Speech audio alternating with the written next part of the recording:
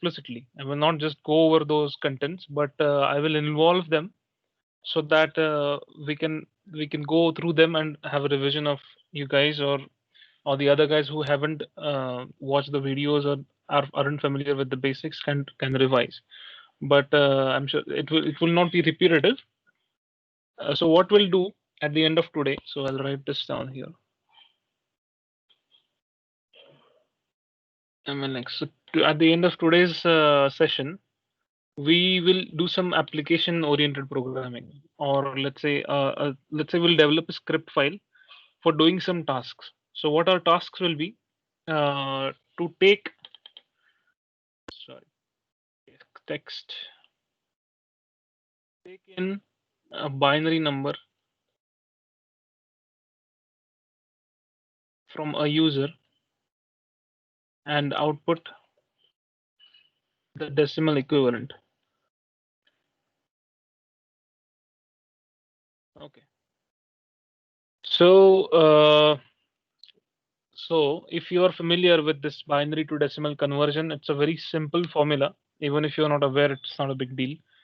Um,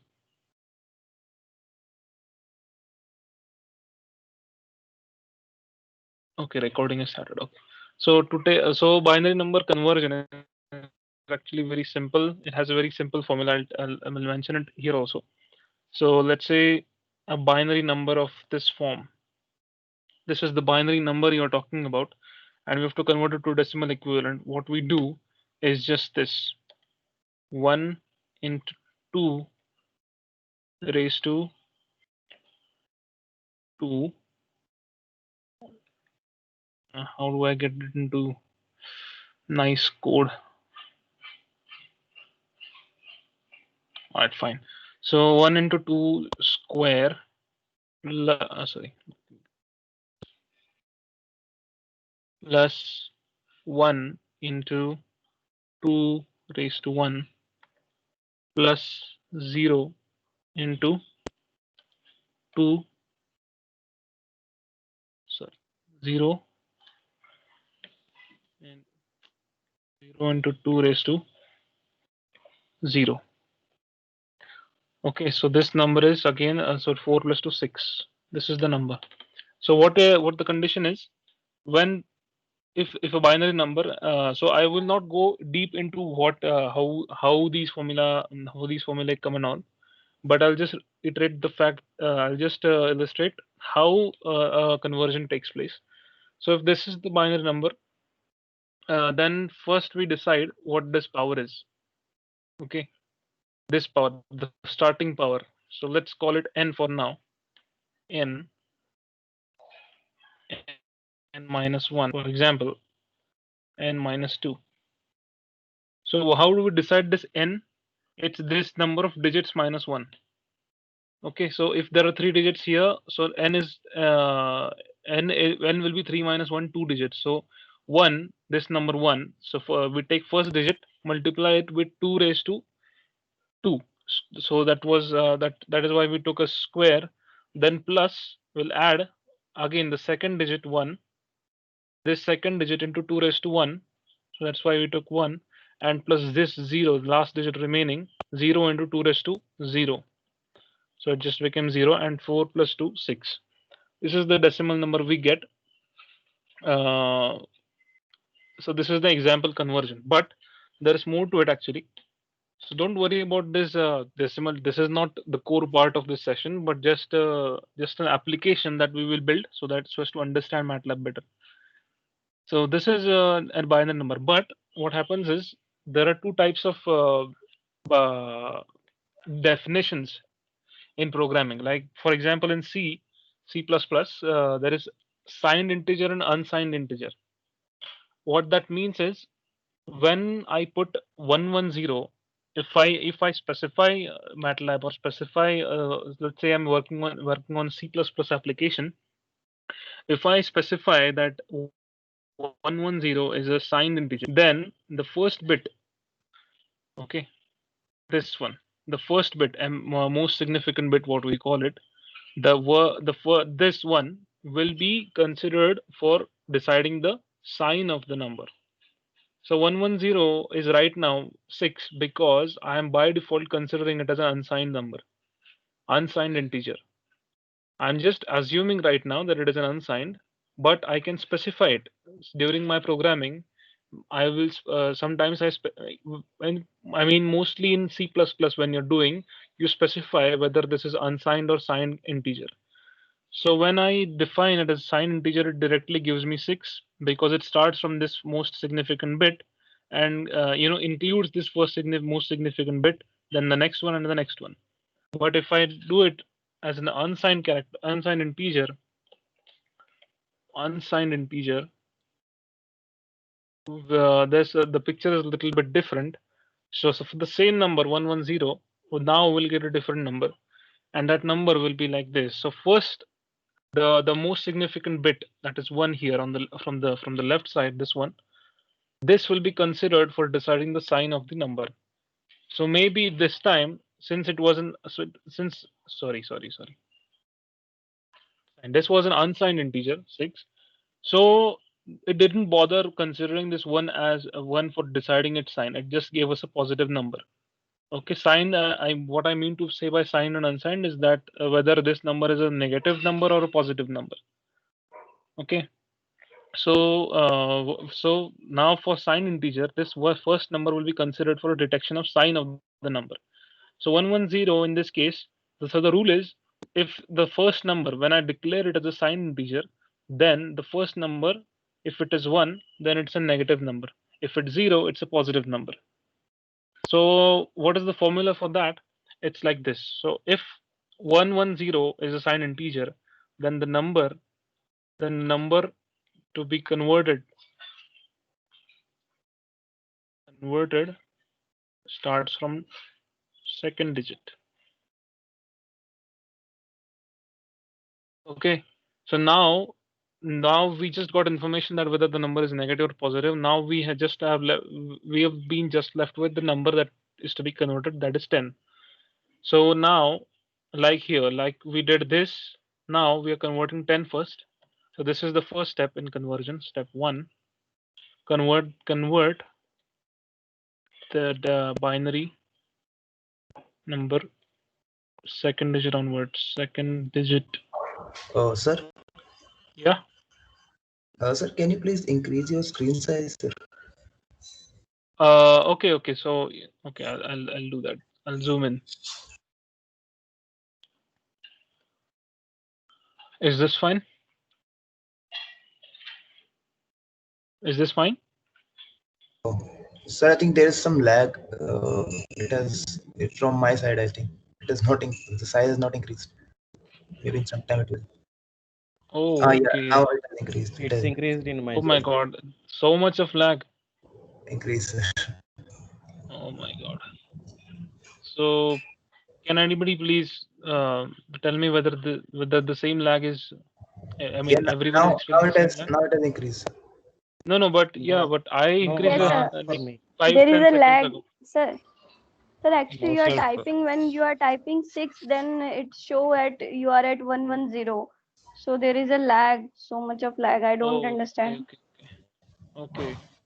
From my side, it is Uh, okay, sir. It's smooth. Maybe, sir, I, some so internet for issue. safe, so I'll try to see what's the issue with the internet on my side. But you guys also check. In my side also it's okay, fine. It's running Yeah, fine. my side also, it's okay. Okay. Uh, so maybe it must be an internet issue from some people sides. Yeah, internet issue. But let me check if I can troubleshoot. I'll be gone for a while.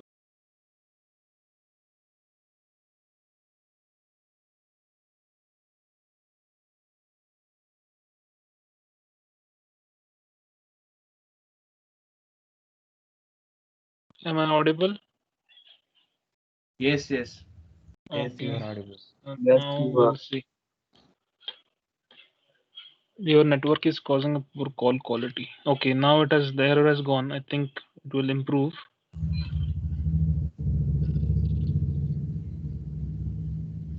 Hmm. Okay, so everyone can mute themselves first.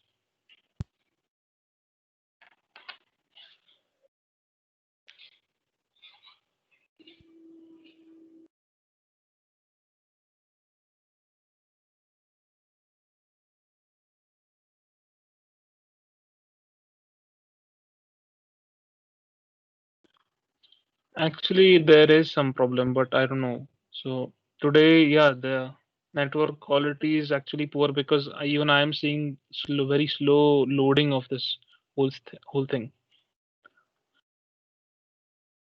So we'll have to be a little bit patient today.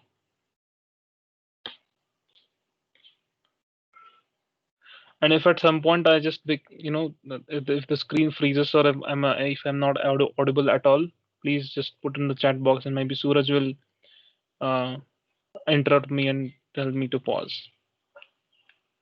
Yes. Okay, so where were we? Where is the new file? Yeah, I think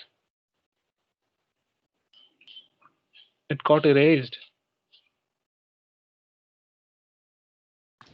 I think you haven't saved that time, sir.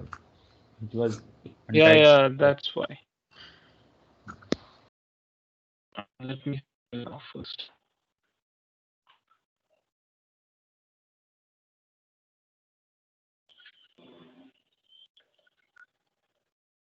S3. Huh. So today we are not blessed by the internet. Okay, so what we were doing?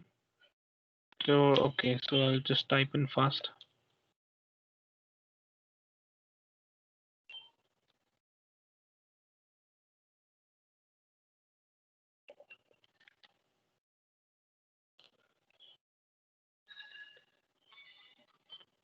For example, 110.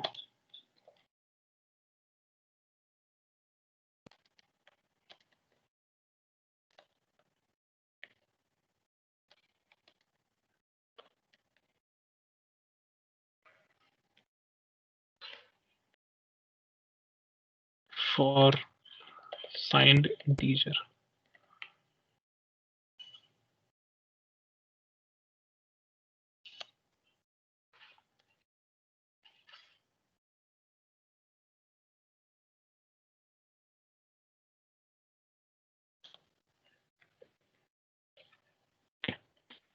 Now we'll convert the 10 as we first. This will be the step 1, in which we'll convert the 10 part, the part of the binary, the second part onwards, second digit onwards.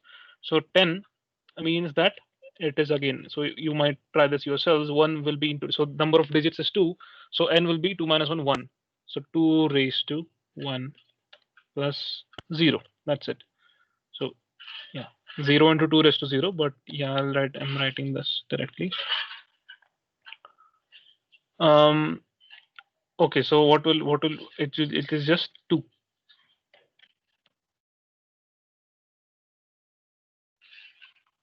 Oh my god, that is so lagging. I have typed 2.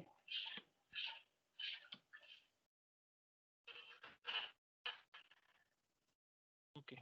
So step 1, you first converted the binary, that is from second digit onwards. Next step is to put a negative, put the sign on the on the evaluated number according to the sign detected. So if MSB means the most significant bit, that is on the left, it means the leftmost bit. If MSB equal to 1, it's a negative sign. Negative sign integer.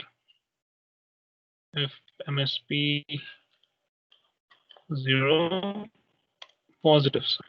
Okay, so these are the conditions that we'll be using in our applications. So to summarize, we'll input a number. This number will be converted to its decimal equivalent, but It depends on how we specify it. So if I specified signed and unsigned, it will do different stuff. So this is by default for unsigned, and it's default. So now what we'll do is, what I was planning is, we'll create versions of our applications, and we'll have an incremental learning. So this is the version 1, in which what we'll do is we'll put a binary number in the script itself. We'll take so we'll do exactly this procedure, that we will take its digits and multiply it with 2 raised to the powers, then we'll extract the number from it. So first version will when we'll be taking just a number without any botheration about signed or unsigned, and convert it to its decimal equivalent. The next version will be in which will also take input, whether this is signed or unsigned. Or let's say we'll not take an input, but we'll just specify in the script itself that whether the number is signed or unsigned. So if it's a signed integer, we'll do this procedure that we saw. And if it's an unsigned also, I mean, we'll include the if else statement for that. So so what this will be version 2 and 3, in sorry, version 2. And maybe the next version, in the next version, will input the values, will take the values from the user, but in a sense that it will keep on asking me unless and until I make it stop. So if I put something down, it will, if it prompts me to enter, I mean, in the assignment you might have figured out how to do the input stuff, input function thing. So you know how to take a value from the user. But in this session, what we'll do is we'll make the script ask me, continuously ask me values, unless and until I'm result. I mean, I'll give one number, it will give me the decimal equivalent. I'll give another number, it will give another decimal equivalent. Unless and until I stop giving the numbers, it won't stop asking me. So this is the script we'll develop. So I will not explain all the versions right away, because we anyway will go over them. So now let's create first version. I'll create now a script file. So everybody, just keep this in mind. So this is what we will be doing in the script. This is pretty much it. It's not that difficult, but what the purpose of this scripts will be to put if else statements, while loop, sorry, for loop and while loop into practice. So what while loop is also, we'll see in this. And so basically it will build up a foundation. So basically at the end of this session, you will be able to read a number as much as you want. I mean, put the number as much as you want. Read a file, read numbers from a file, maybe an XLS file or a CSV file. Um, decide inside the script based on what the user has input. Try out for loops, while loops, for loops inside while loops inside while loops, flags. All this you will learn. So basically, this session is going to be very jam packed. Don't just leave in the midway, because I saw some of you just leave in the middle because maybe I was taking it very slow. But this time it's going to be much more interesting for you. We'll develop an application at the end which will do all this stuff. So let me just upload one file. I'll just give you a glimpse of what it will look like. Where did I keep it? Yeah, version 3 file that I created. I'll show you.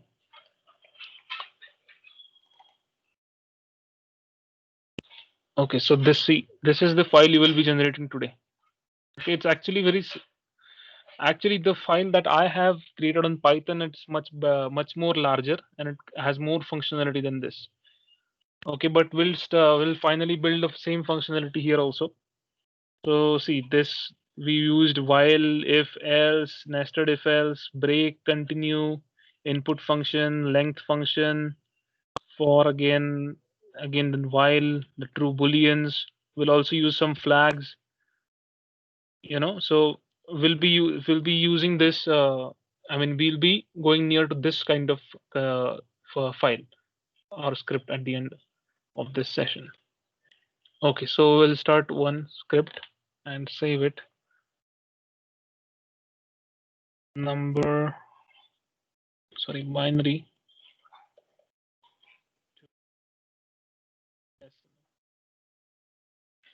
Okay, so at the end also, I also forgot to tell you that you will also be learning functions. So basically, we will create a script that I will just run on the command window here. I'll just put a function. I'll just give some input to that function, and it will generate everything for me. Okay, so we'll see it at the end. So now let's create the file. So first, as always, the CLC and clear options to get rid of the previous stuff. Now, what I want to do is so since this is version 1, let me rename this. How do I rename this? Okay, yeah, here I think. Version 1. This is version 1.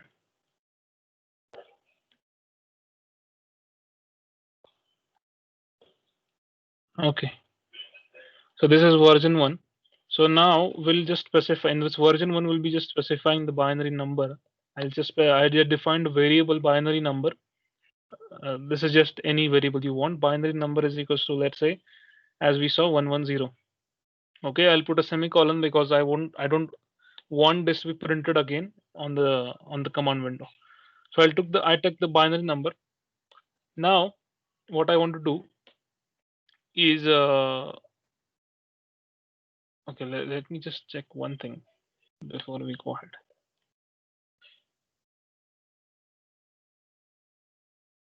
I don't think it will give me an output. Okay. Okay, so the thing is, what we you know that we you have to iterate between the digits, right? So you have to take first digit, then second digit, and third digit. So when you define a binary number as a number, it cannot iterate between these. So it cannot pick up first, it cannot pick up second. So what I want is I want to index as we saw in matrices. We want as we index the matrices, columns and rows or elements. I want to index this binary number. I want to tell that I want binary numbers first element. I want binary number second element and third element so on. So what I'll do is simply I'll just enter it as a string. By this I mean that it is just a string. It is not a number. I mean it is a number but in string format. The 110 and my name both are of same type. They are both strings. But this in the string there are these numbers, whereas in actual numbers with these inverted these inverted commas are removed. So this is how you create this. Just a string I've defined. This is what we call a constant or string constant. String constant for binary number. Okay, now what I want is to iterate over these digits. So what we saw in these where is it? So we want this one, then this. So of course you might have come up with the logic that we need a for loop, as we saw in the before in the last session. We'll take a for loop. We'll create an iterator, some random I is equal to what value should it take? It should take values from 1 ending till 3. So first, second, and third. So I is equals to 1, 2, 3. This is what it should take. But I'm going to make an adjustment here to generalize. What if I just want to change this binary number again?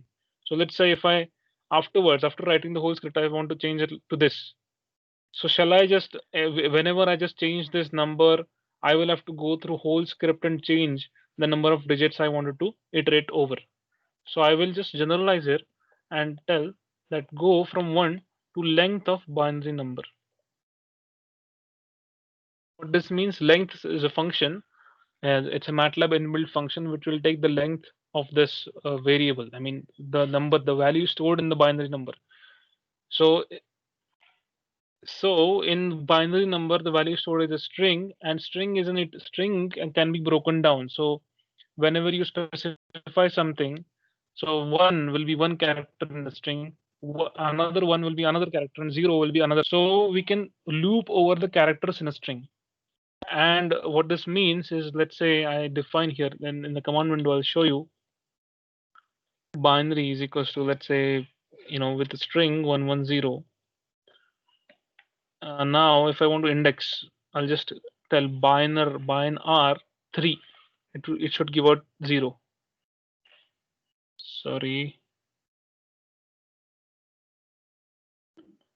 just a minute.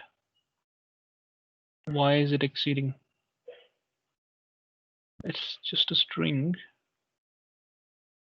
Think in octave. Let me just check.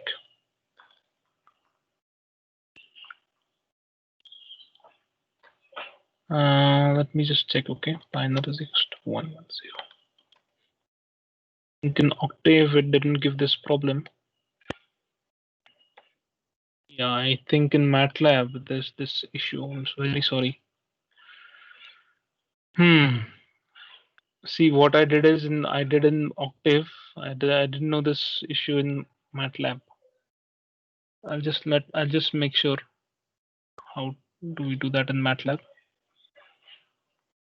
Okay. So I get the idea that I want to iterate over the string, but in Matlab I think I'm not able to do that. Just hello, sir. Yeah. So actually, I got the output for the same what you did like, in the command window. You It's got giving it. the right output. Yeah. So is it displaying 0? Yeah. I tried for 2 and 1 also. So it's giving the right output. Holy, why? Minor. What's wrong? Index exceeds the number of array elements. So you did exactly the way I did. Yeah. I'm simultaneously So doing all this. Sir, put this. sir, Yeah.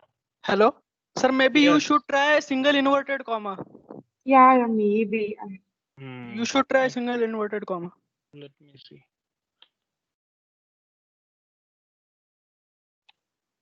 Let's check. Binary.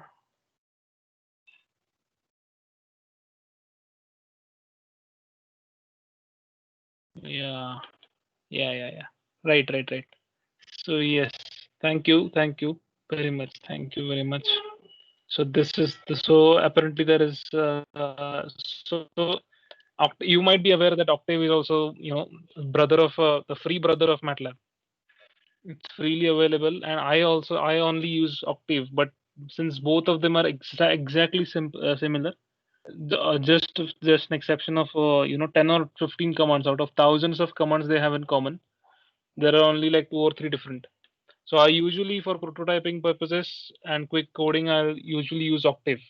That is where this problem. So Octave doesn't have this issue. So let's move on. So I will. So as I said, when I define this binary as a string, I now can iterate over its elements. So 110 is now indexable. So I'll go from I is equals to 1 to length of binary. Length of binary will evaluate to 3 here. So 1 to 3 it will go. Now hit enter without any colon or something. I is equals to 1 to length. What I want is, see here, if you see, I'm summing up, right? I'm taking this number, okay, multiplying with 2 raised to 2, and then adding it up with 1 into 2 raised to 1, and then adding it with 0 into 2 raised to 0. So what I need is something that will keep on adding in every loop. So now what I'll do is decimal number is equals to 0. This is how I initialize a decimal number. So decimal number is a variable I initialize to 0, and this number will get modified inside the for loop. So now how it will modify, it's like this. Okay, so so what I want is decimal number to be updated as follows: decimal number plus our expression. And what is our expression? You take the binary number. I want binary number is what digit? Ith digit, because I'm referring to first one now. So decimal number is equals to decimal number plus binary. I'll explain what I'm doing. And now I'm creating something. odd for you guys, and it's like this.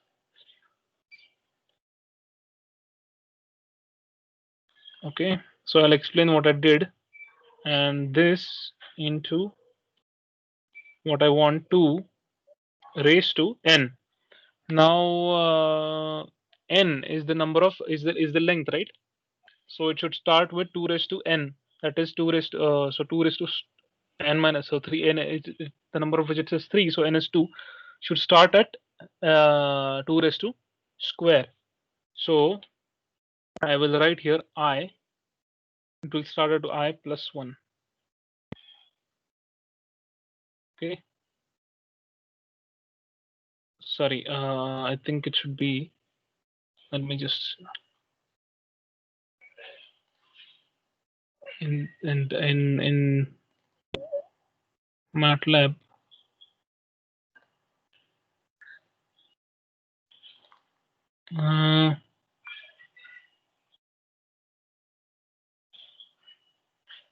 Yeah, okay. So now I'm going to define a little bit differently. Power minus I minus 1. So I'll explain this how I did it. Okay, so what I'm doing is, first of all, I'm modifying this decimal number in the inside the for loop. What I want is initially it will be 0.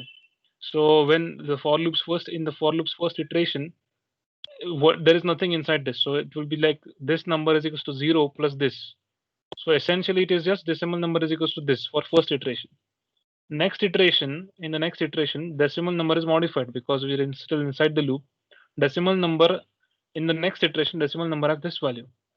So now in this line of code, decimal number already has this value inside stored in it, and it will I mean for into it what will be added is this value again. So it will go on adding stuff like this. So what I mean by this S2R2 double, it's because if you see here in the command window, I've got a single inverted commas in the 0 in the quotes.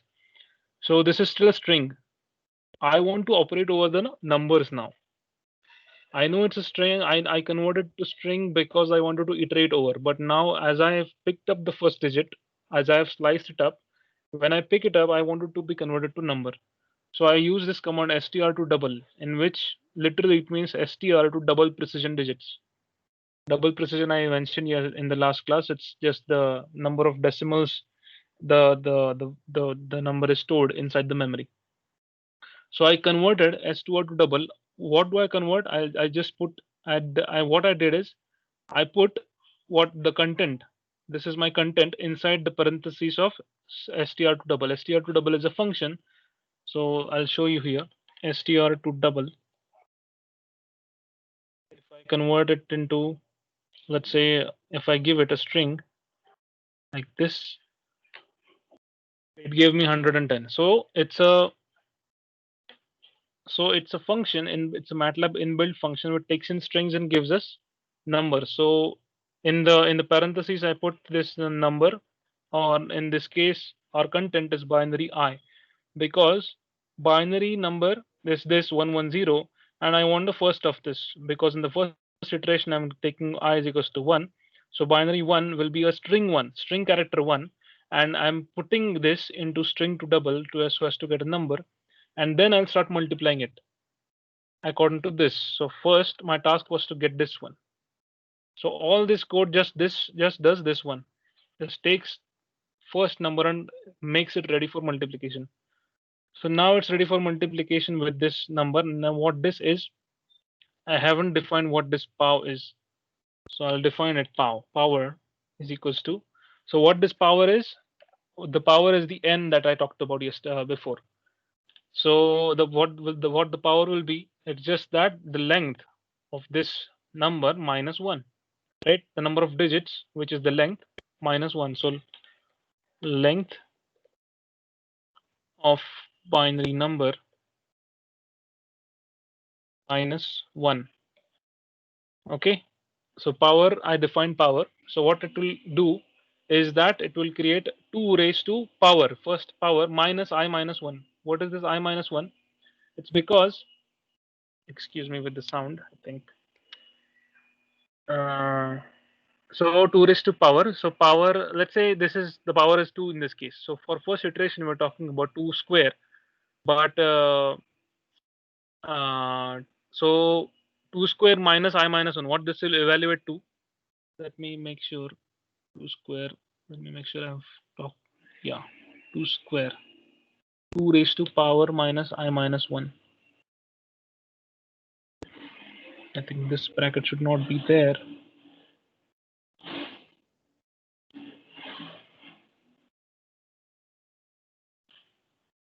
2 raised to power. Invalid syntax. Yeah. So what I want is, so see, in the first iteration, what I want 2 raised to, it should be square, right? 2 raised to 2. So it's going to take power is equals to 2 from this variable. It's going to take power is equals to 2. Then it will take so I value will be 1 here, and minus 1 will be 0. So power minus 0 will be power. So we'll get 2 raised to 2. Okay.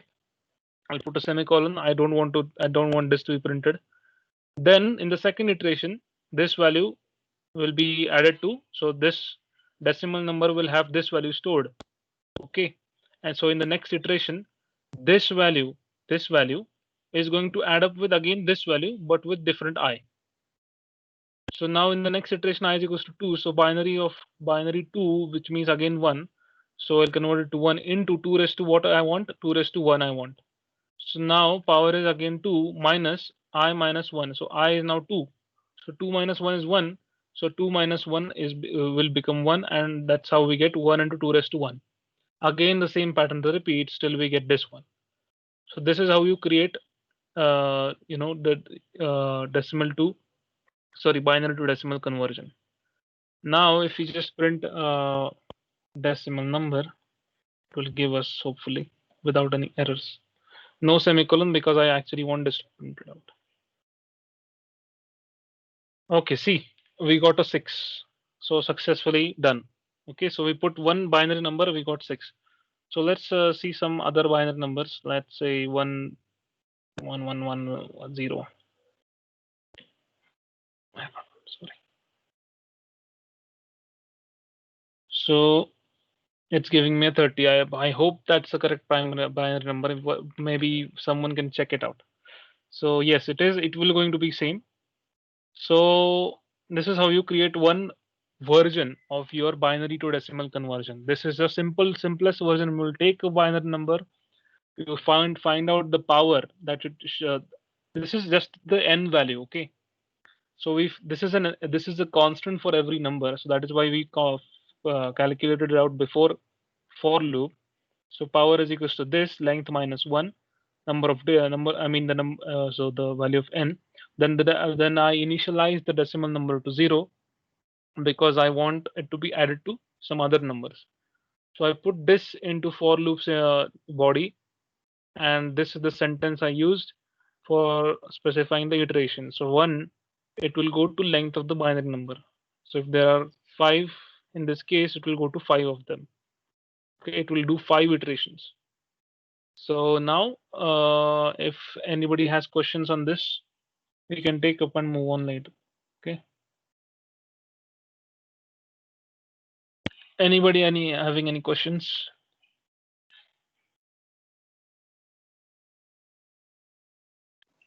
Hello. Yeah. I didn't get the decimal number part.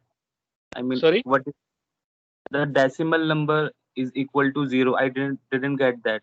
Can you explain again? Decimal number. Okay, this sixth line of code, right? You can refer to the number of line number. The sixth line. 6. So this is just initialization part.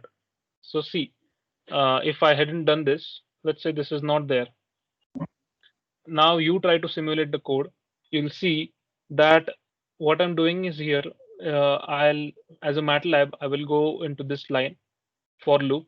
I'll go to this line, 8 number line now. I'll see that okay, the user has created variable deck number, and now he wants to add a variable deck number. But where is this dec number declared? It's nowhere, na? It's nowhere near here. I just declared it right away, and you're saying that you want to add decimal number to this number. So as I mentioned earlier also, this LHS and RHS are two different things. Okay, so it's not like in mathematics. So I just created a variable on this line, and I'm saying that I want some another variable dec number to be added to this, but it is not defined anywhere. That is why I'll initialize it to 0, so that for the first time only this number will be added. So let me print this, okay? So it will make it clear. So first, if printf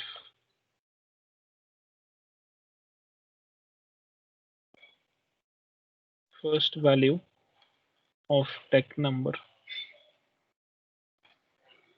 is %t. So if I print, then I will print out with specific messages what I want to print. Okay, on first iteration. F in the iteration %d dec number is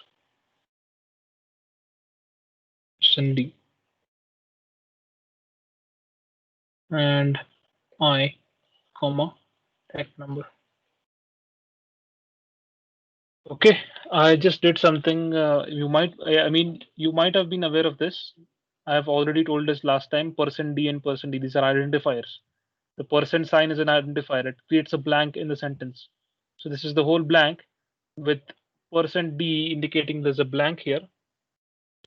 And what is to be filled in this blank is these things sequentially. So first blank will be filled with first of the given options.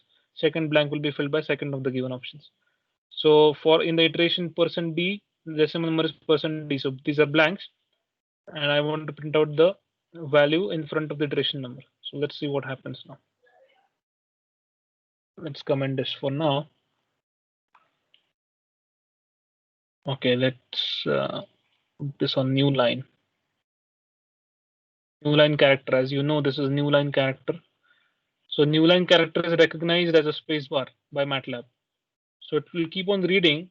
Once it discovers %d, it will know that it is a blank sign. Once it has done reading this as a blank, then it will see this whole entire character as new line. So it will put a spacebar, or no, not spacebar. I think new line character. Sorry, not spacebar. So now we will run this. See the command window. See, first value of decimal number is 0. In the iteration 1, decimal number is 16. In the iteration 2, decimal number is 24. Iteration like this. Okay. So this is how it goes on. So these are two same values because the last digit is 0. So nothing got added up here. Okay. So initially it started with 0, this decimal number, because this was 0 and only this was the value. So on iteration 1, since this was 0, this will actually, you will see that this evaluates to 16. Okay. So this actually evaluates to 16 if you can figure this out. So this is how it happens. So let's comment this now. And yes, as I share this with you, you can toggle these comments on or off to see what is working for you. Okay, so given this, okay, so is this clear now? We'll move on to a next version of our problem. I hope this is clear. Yeah, Okay. it's clear. Okay, thank you. Okay, I hope there are no doubts for this. Now we'll move on to next version. So next version. So next, let me create a new file now.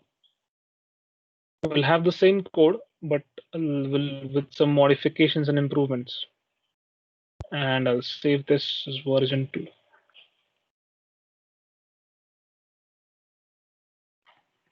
Binary decimal.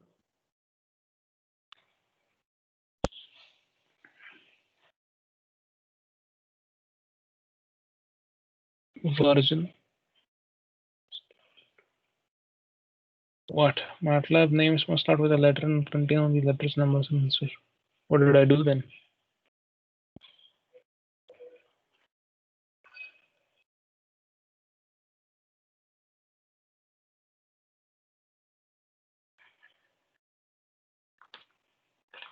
Okay, so now what we'll be doing? Okay, the next version is in which, so I'll write this away.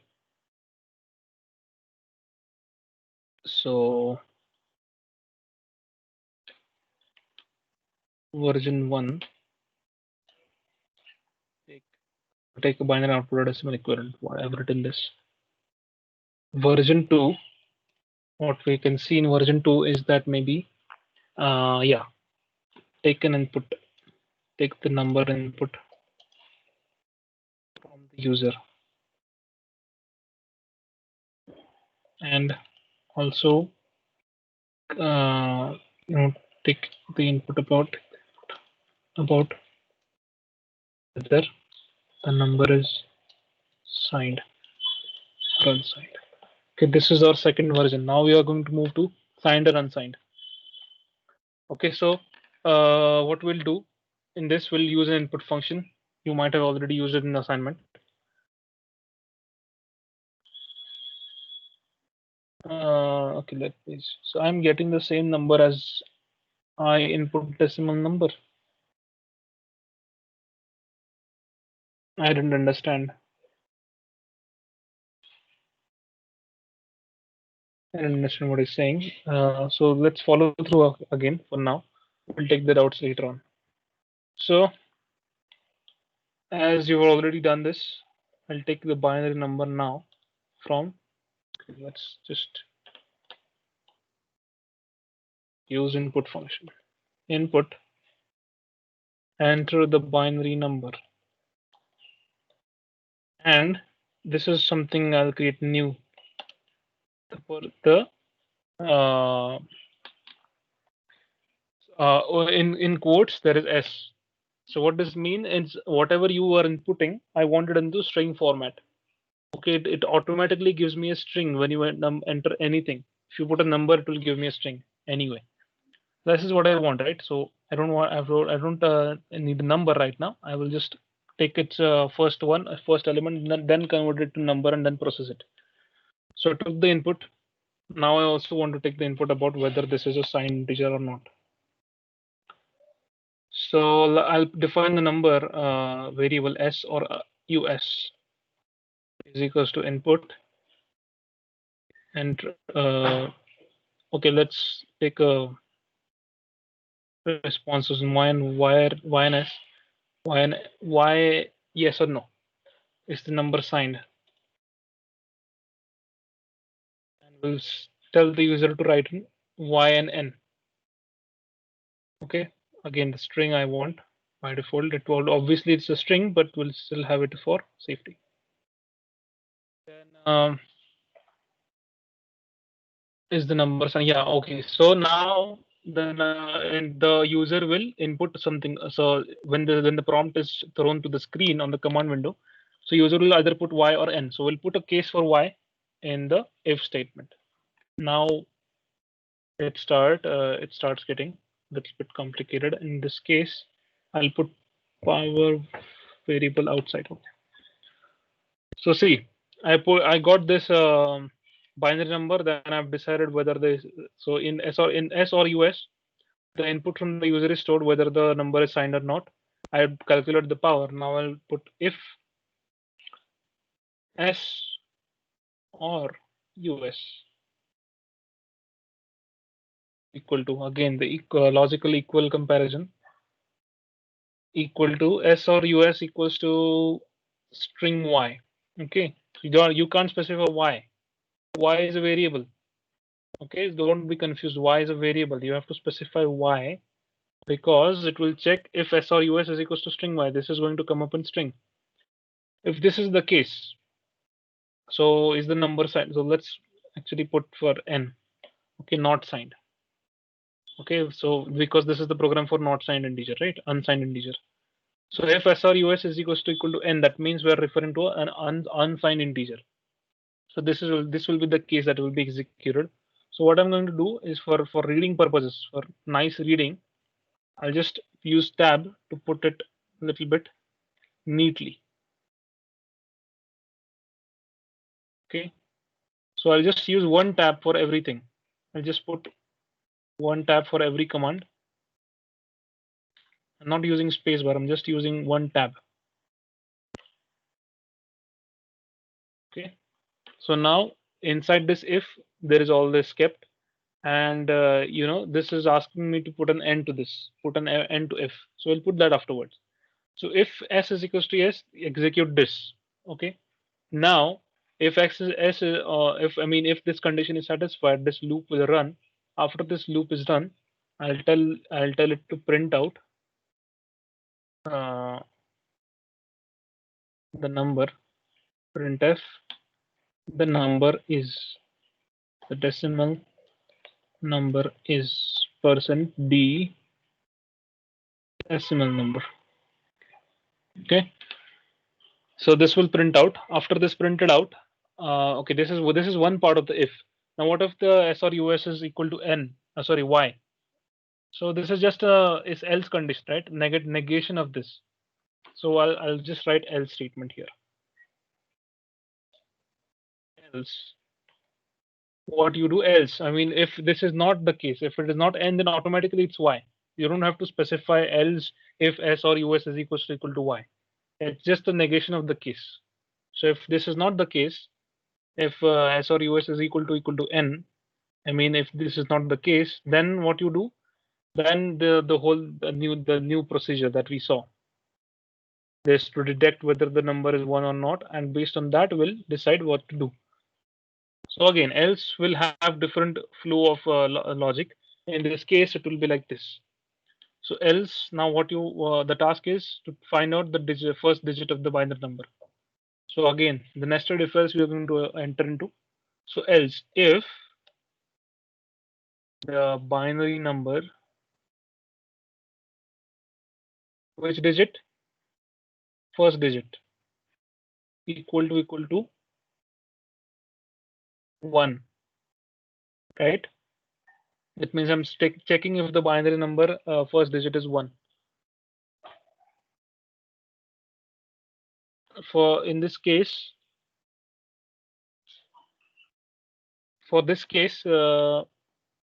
if binary number is equals to this, what was I saying? Yeah, so if this is the case, if binary number equal to 1, what we'll do? So if inside this if, there will be one block. In this case, what we'll do, will put the number or the sign depending on this. Just a minute, okay?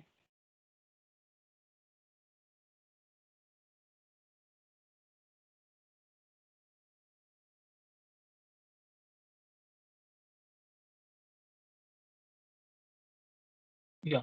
So what I'll do is I'll again complete this part. Okay, this is repetitive. So this will be repeated here because I want a decimal number, right?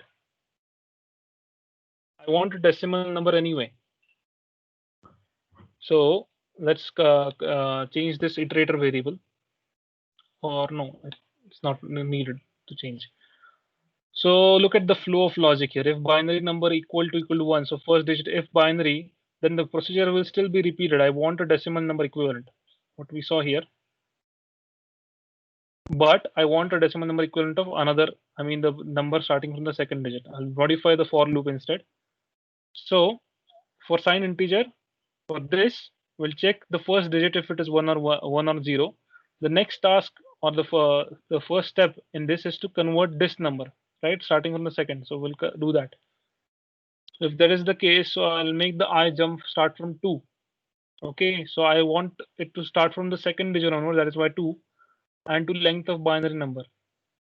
Okay, so the same thing will happen, but just that it will calculate the binary number starting from the second digit onwards.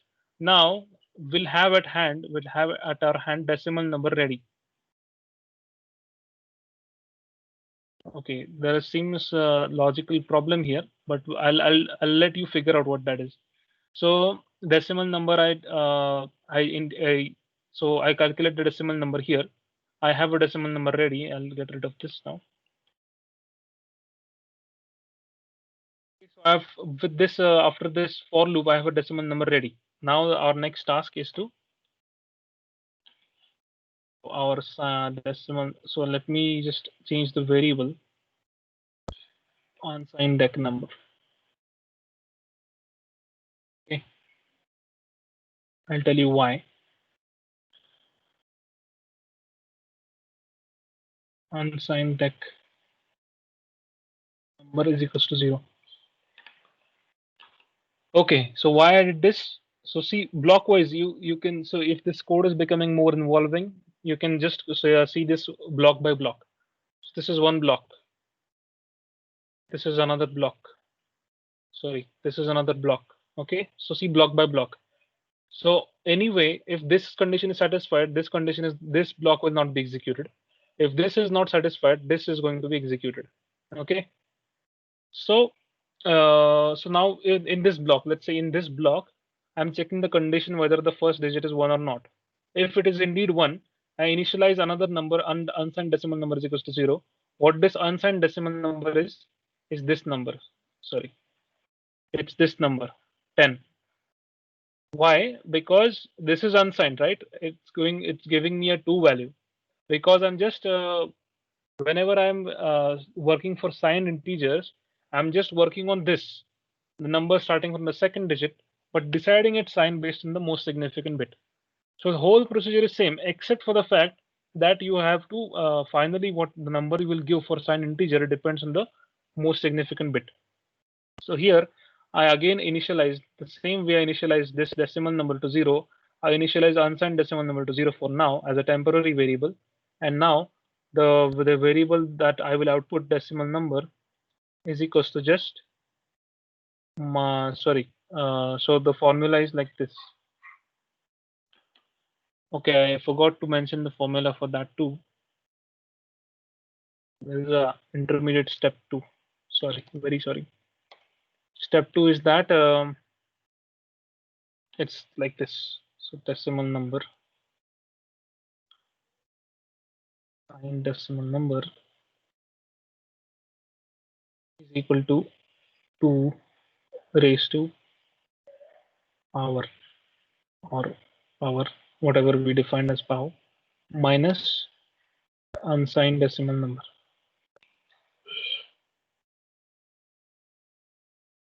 Okay. So what I mean by this, see, don't be confused by signed and unsigned here inside, because once inside your signed integer, the only stuff that is different is the fact that we are deciding the sign based on this. Otherwise, what we'll be doing is first in the step 1 will convert this to its decimal equivalent. Once we have this decimal equivalent, we call this number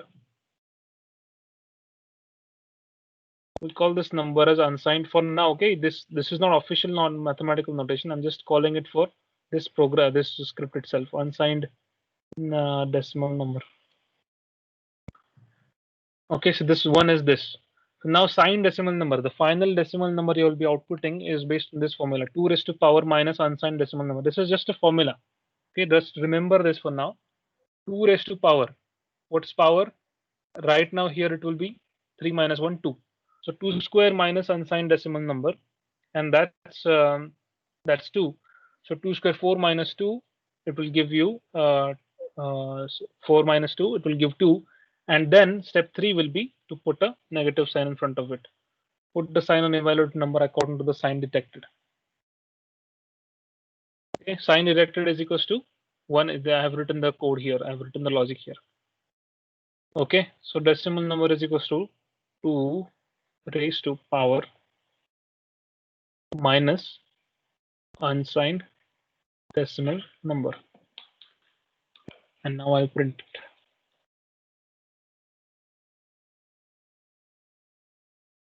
The signed decimal number is %t.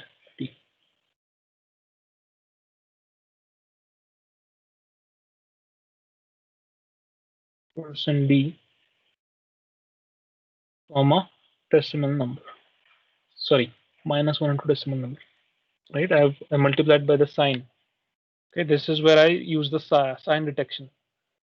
So since it was 1, it is a negative integer, so that's why I multiplied while printing, while displaying the number. I'm just multiplying it by 1, so that if it's 2, then it will give me a -2. So that's it. So then now this is the case of 1. So if the case is 0, then it's again the same thing, but without this -1 sign. So now mind that this is the end for. Now this, so see, every if else, see, if you just put if, then it accompanies itself with an end. If you just if else, then there only one end is needed. So I'll tell you what I mean by that. So in this if block, I didn't put an end here. Using this is wrong. Okay, because inside if I'm using an else block. Okay, so I'm not ending if here. I'm continuing if with an else block. Okay, so this is the syntactical understanding, that end is not to be put inside if and else. If else is one thing. I mean, if else are complementary to each other, and then I'll put an end to if else block itself. I know this might be a little confusing to you, but you'll get it afterwards. So this is end for. I have put an end. Okay. So if for this I want an end. This is why it's annoying. Actually, in Python, it's very simple. Which if I don't have to track which end is what. So what is this end showing me? Okay, this end is of if. This if. Now I want an else for this, right? So no, okay. Okay, so this end, just ignore this for now. What I want is this if block is to be calculated if this is 1. But if this is not the case, then I want an else block. Else. What I want inside else, just the opposite. If this is not the case, if binary number is equal to 0, I mean just a negation of that, right? If it is not equal to 1, then obviously this will be the case. So I'm not explicitly going to write it whether this binary number equal to 0. So in that case, again, use repeat the same procedure, and here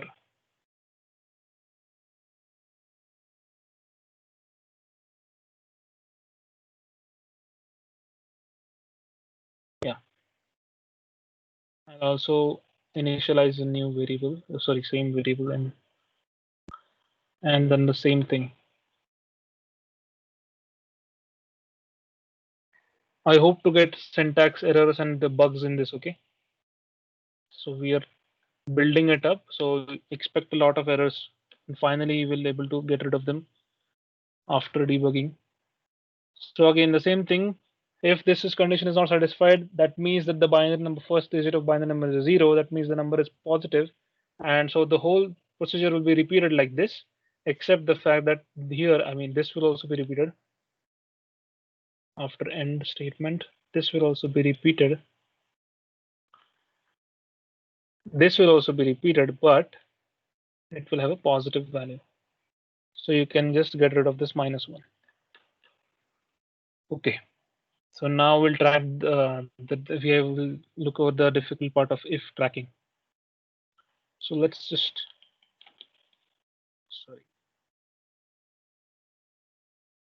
put everything with that one tab. Okay, so end. So if else unsigned for inside this.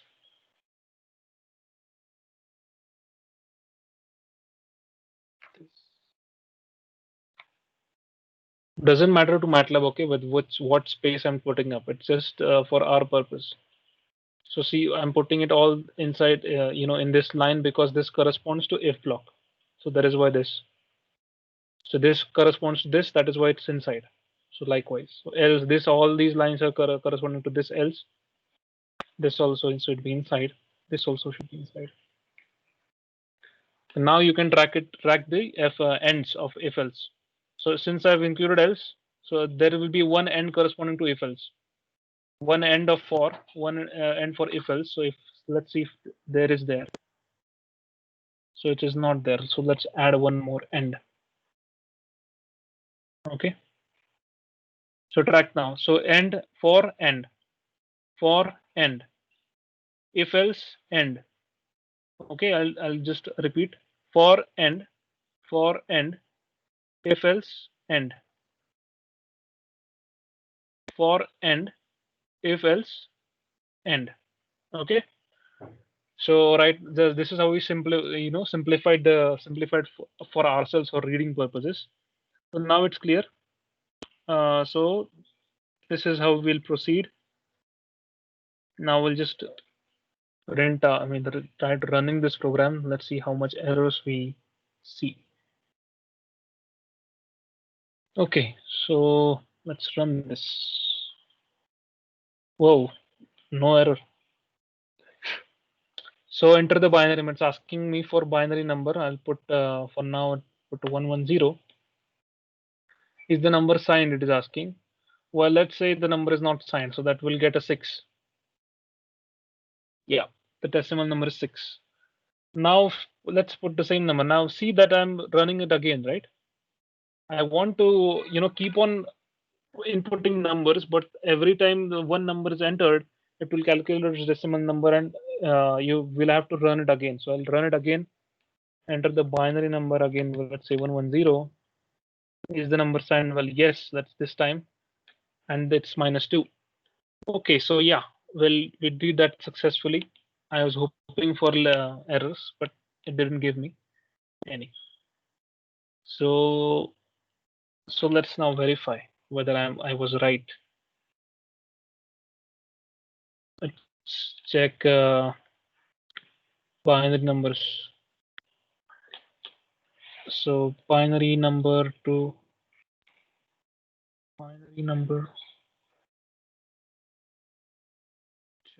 decimal.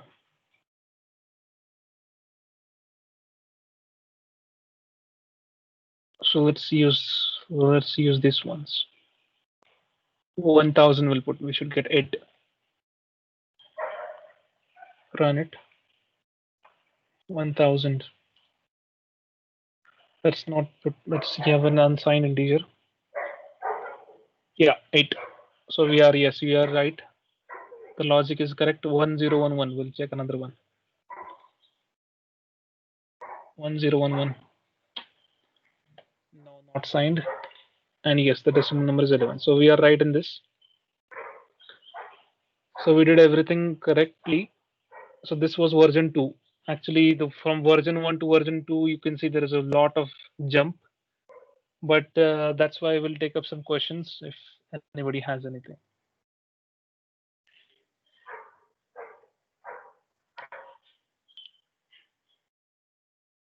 I hope I'm going, with the right pace. If this is too slow or too fast, you can just pause me. So anybody having any doubts, please come in front and ask it out. We'll ramp this up to another version. We'll include more and more functionalities for you to learn.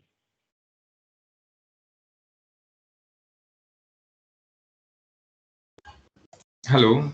Yeah. Yes. In the second part, when the number is signed, actually, up the else part. So in both we are using unsigned decimal number and then converting it to decimal number by 2 raised to power minus unsigned decimal number. So right. Even if a positive number is stored in unsigned decimal number, then also this formula is valid. Is it that way? In which variable? This variable? I'm asking that if in unsigned decimal, in signed decimal, if a positive number is stored, that means the first digit is 0. Then also Okay, that formula is valid or what? Yeah. So the same thing is valid again, but just the fact that see, in computers, the first digit is taken as a reference of 1 and 0. So if in a subroutine, if in a script, if I'm using signed integers, so whenever a binary number comes up, it will just look for what the first digit is. So so when it is taking up values from your hard, your hard drive, when it is reading binary, it has to convert it to decimal. At that time, it is checking whether it is a signed or unsigned integer. So what I mean by that, it is just checking the first digits, and if it's 1, it will just multiply it by -1. And if it is a 0 digit, then it means a positive, and the same formula will be valid as you said, but just the fact that you won't multiply it with a minus sign. That's it. So signed integer with a 0, first digit essentially means that you are having a number that is same as, doing the same thing instead without this minus sign. Okay. So remember that whenever the signed integer comes up, then you have to use this formula. And this is just a mathematical specification here. It's nothing to do with actually the Matlab workshop, but yeah. So these are two formulas used. Whenever it is unsigned, you don't have to worry about it. You just do this and you'll get a number. But whenever it becomes signed, then you have to do this one from the second digit onwards, then this one to get your number, and then this one to to output a number that is actually negative or positive. Is that clear, Saurabh? Yes, yes. Okay.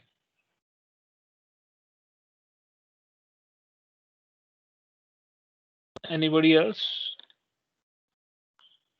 I presume not. Okay.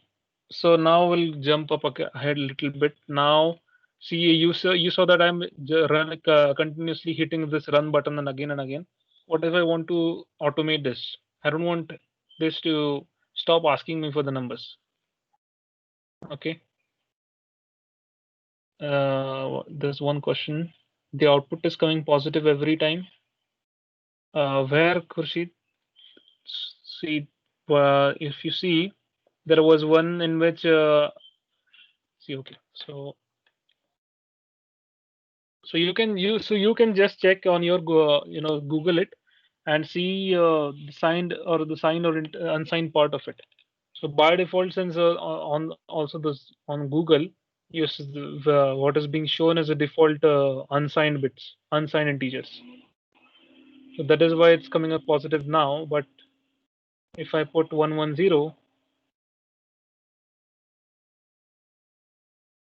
110 for I'm putting 110 because I've tested it with this. And now let the number be signed. You see, -2.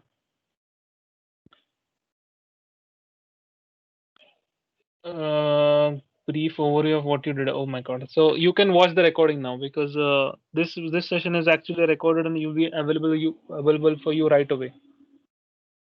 So you don't have to wait for us to upload stuff. Okay. So just an overview is that you're taking so you are taking a number. So this is the I will share this with you. So this is what we are doing. So in version 1 with this, in version 2 we are just improving it. Also take input out whether number is signed or unsigned. And yeah, so this is what we are doing in this. Okay, so just an overview for you also in the recordings, for also in it to be in the recordings. This is an if block, this is an else block, this is an else block. Okay, this whole one, this whole thing is an else block, and this is an f block. So these two blocks correspond to two conditions: unsigned and signed. If this is a unsigned integer, no complications, only this block will be executed, and in this at the end the number will be printed. But if it's an unsigned integer, then this else block will be executed, in which case there are again two sub cases in which there is either the first digit is 1 or first digit is 0, which is captured by this else. And if it is 1, then you just do this procedure, finding the unsigned number but corresponding to the numbers starting from the second digit onwards.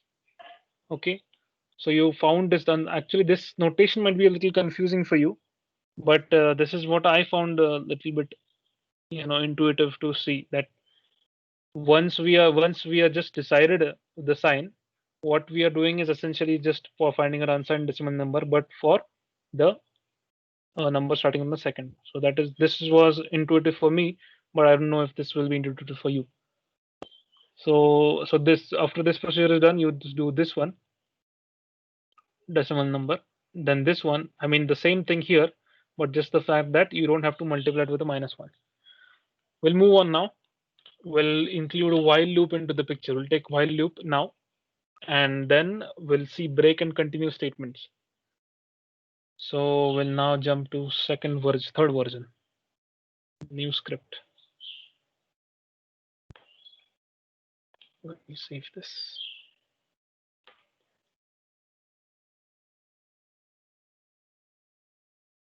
Version 3.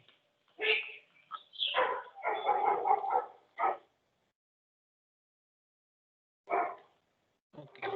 So now this is the version 3 in which I'll now what I want what the target is, I want the script or the MATLAB to keep on prompting me for entering this binary number, and when certain condition is satisfied, that means let's say I do something on the command window for which it recognizes that I no longer want to enter a number, then it will shut down.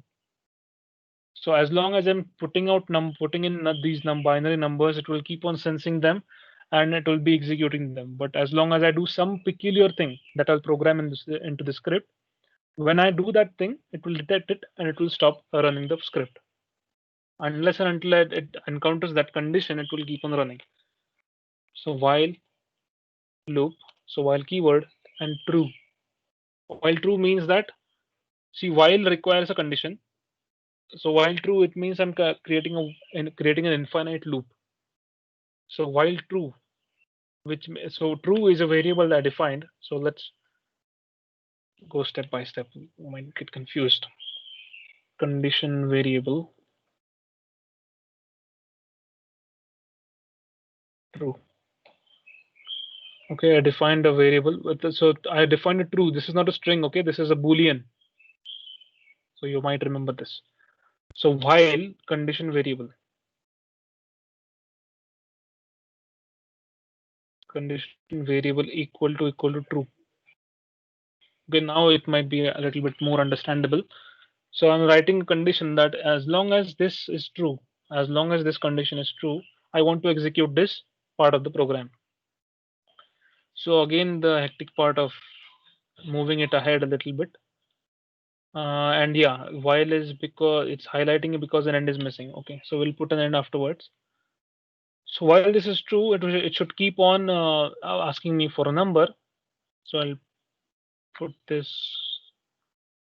organize it.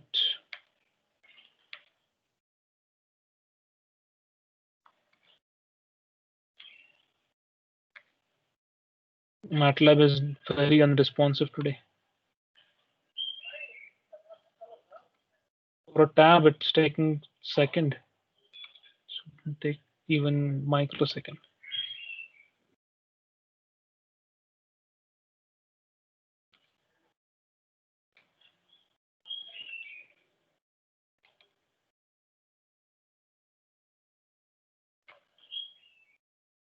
Just use one tab and you'll get everything organized. I don't know, there might be some shortcut to this. I haven't used it.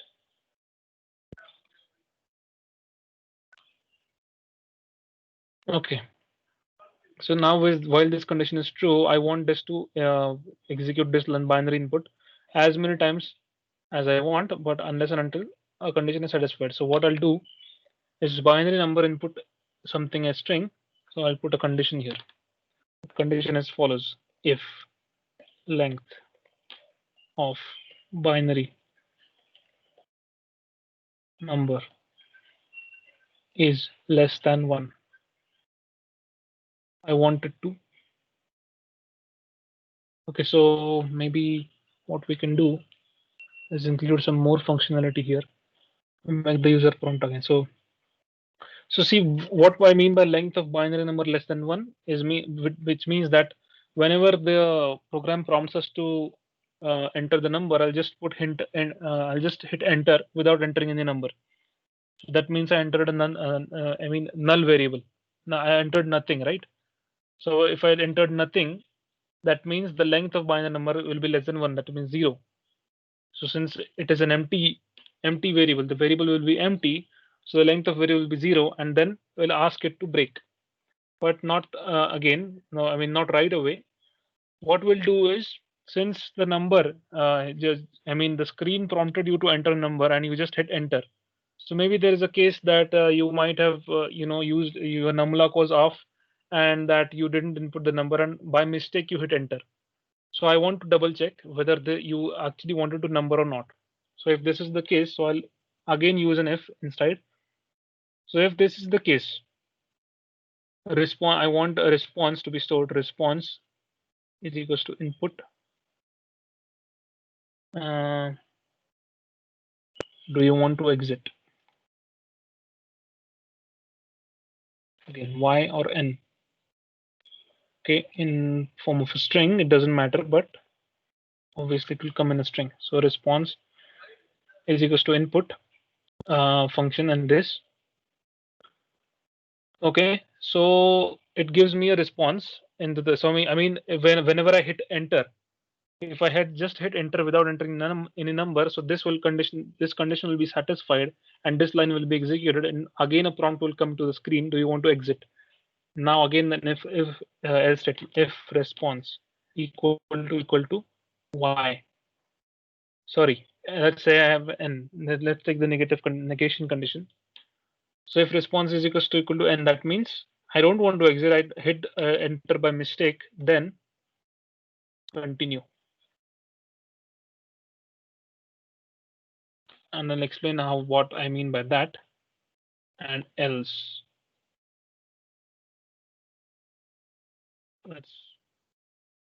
Else means that he actually wants to exit. N means he didn't want to exit, he hit it by mistake. And else means that he actually wants to exit. So I'll say, yeah. And then break. So what I did here is this. So if I just hit enter without entering in the number, this condition will be set. This block is going to be executed now. Okay. As I also previously mentioned, go block by block. It's very helpful. So this block will now be executed. Inside this block, this condition will be executed. This line will be executed, which will give a prompt on the screen, want to exit or not. If I hit N, that means I hit it by mistake.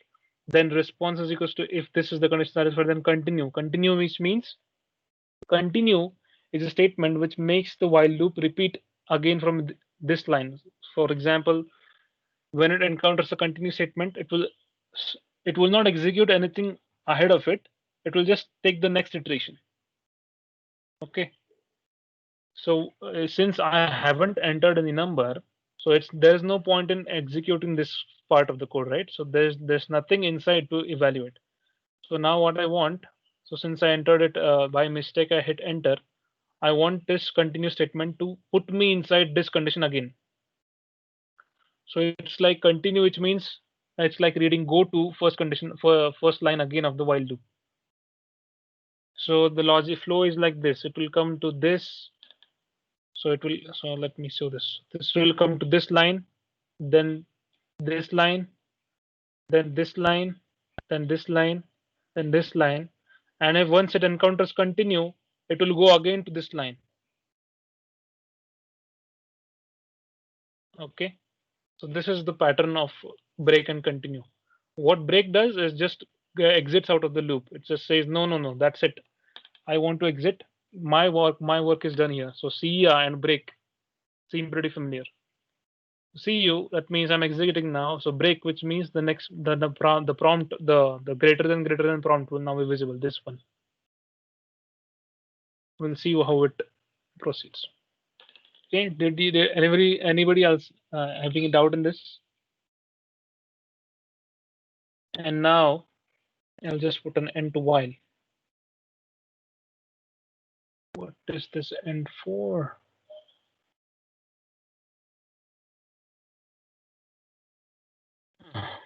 Let me just figure out where this.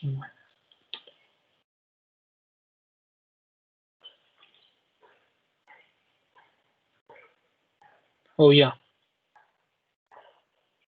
Okay. So the thing is, if you know if this is the condition, then the response this should be in line with continue response, and this should be in line with this. In line. This should be in line. This should be in line. Okay, this is the end of it. Let's get rid of this end. So see, if else end, and now while is pending, end. Okay, this is gone. Error is gone. If we use continue, then it will be necessary to use break. Okay, no. So see, in this case, it is true because what happens is it will be stuck in a loop, right? Every time this condition will be satisfied. There is nothing to break you out of the loop, right? So you're inside the loop and you execute this end of the end statement. Then you go to this line. Again, you execute this. You again go to this line. So basically, there is no mechanism. If you don't put this break, there is no mechanism for you to break out of the loop. So the MATLAB will just keep on asking you. It will just keep on asking you what to do the number, and we'll just have to close MATLAB, forcefully close it. So it's not necessary that you have to continue. You have to have continue and break necessarily, but in this case, yes, since it is a infinite loop, I want this break.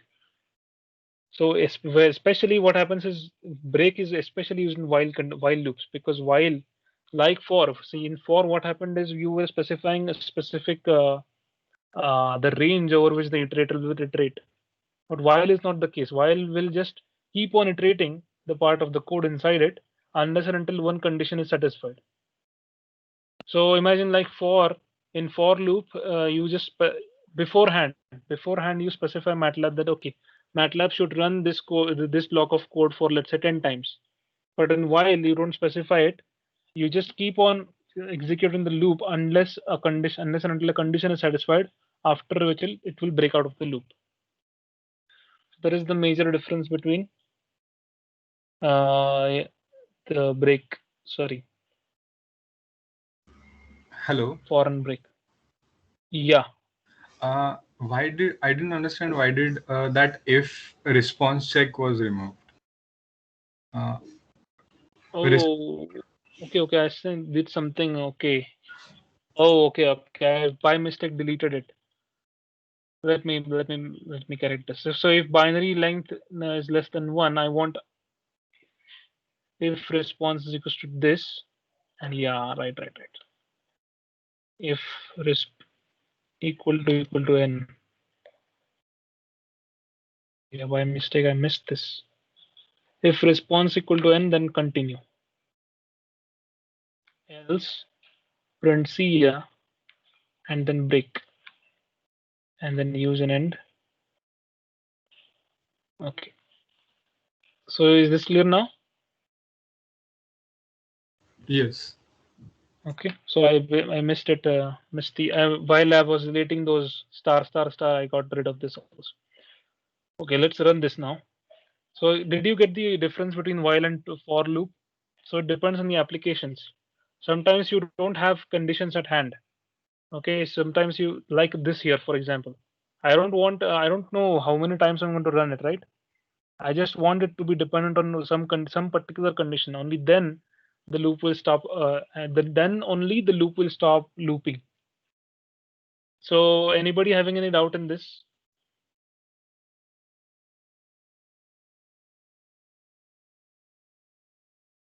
Okay, so no, I think.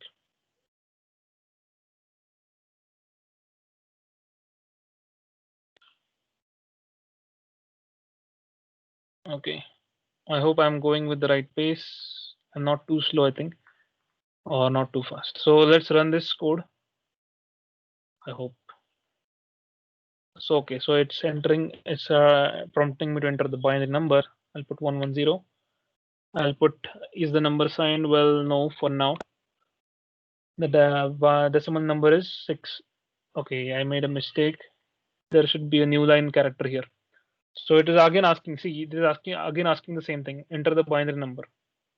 So I'll put 110 again, but with a signed thing. Okay, so now see, if it is it is asking me to enter the binary number, I'll just put enter here. Do you want to exit? Well, yes. See, yeah. So yeah, we did that, right? Successfully. So I'll just use this new line character where it was. Decimal number is 6. Okay. Yeah, here.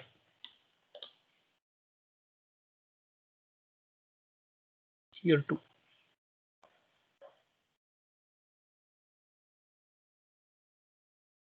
Here too. Let's see now. 0. No. See. Now it works out fine. Enter the binary number again, 110. Let's have a Y. See, the assigned decimal number is -2. Let's keep on experimenting. No. 30. 1000. It should come out 8, right? With the unsigned. Yes, 8.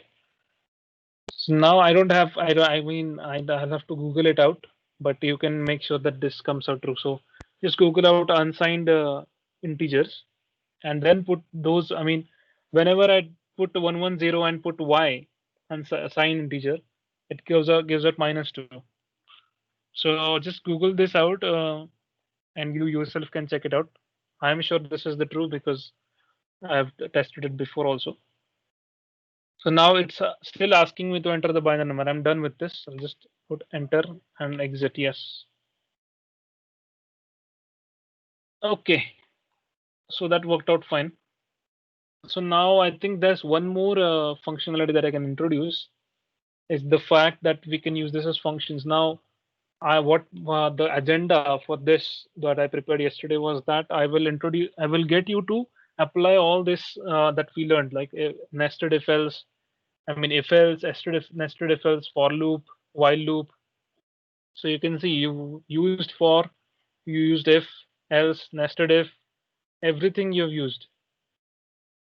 And you might have also noticed that it doesn't matter whether you knew syntax more or not. It mattered whether you knew the logic. So it's always suggested to write this down on a piece of paper, the logic you have in rough words, any rough words you want, and then program it. So yeah, now I was talking about the agenda that I wanted you to apply everything that we have learned so far, but the matrix case is missing. So we defined the matrices case, but I think you have your practice in the assignment. But we'll see if we can do that too in this particular program. And now I also wanted you to learn the functions, the user-defined functions part. So okay, I'll have to think about it a little bit. Okay. So I just an idea that I can convert this into a function and then use it into another function.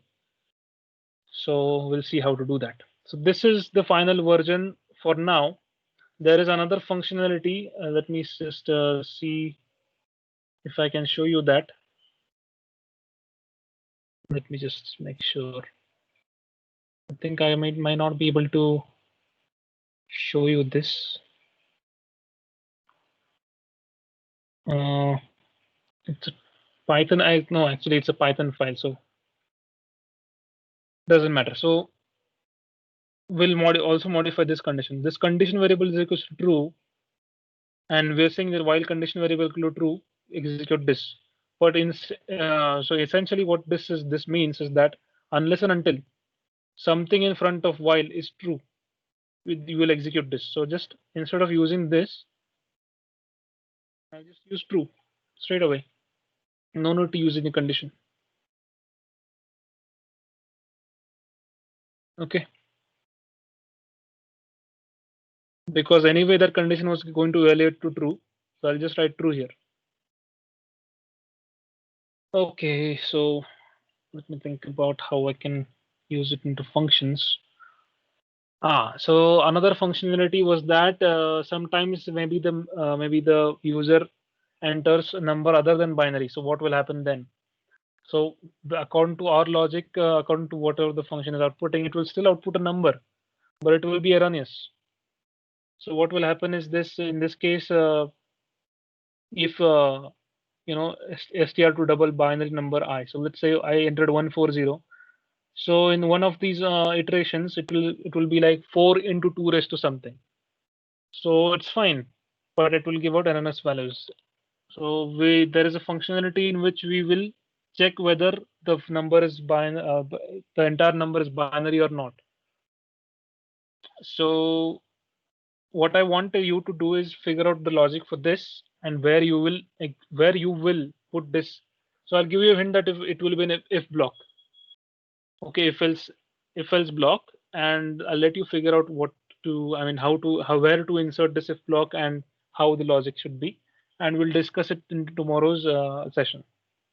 I'll just display the condition in front of you, and you can verify yourself whether you did right. So this will be kind of an homework for you.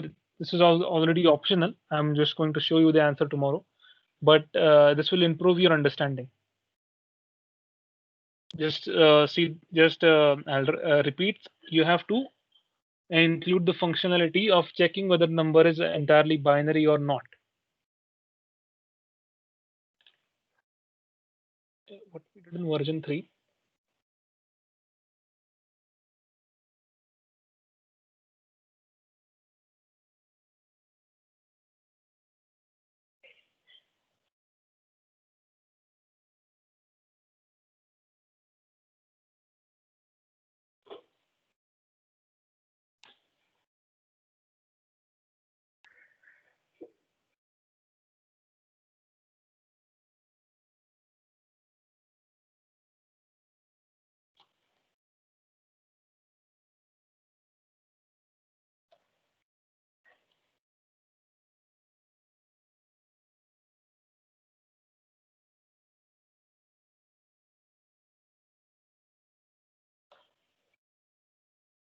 Okay, this was the version 3, and like homework of some sort, like figure so functionality of functionality.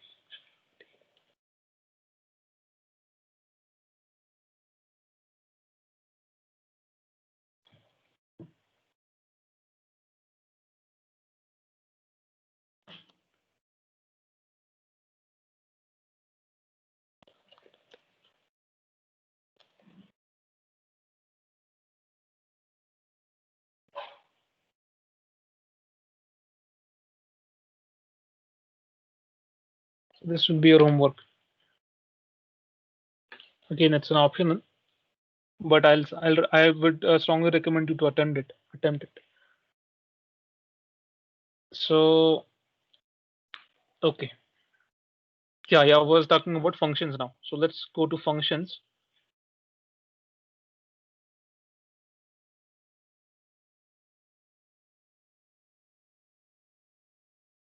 Script.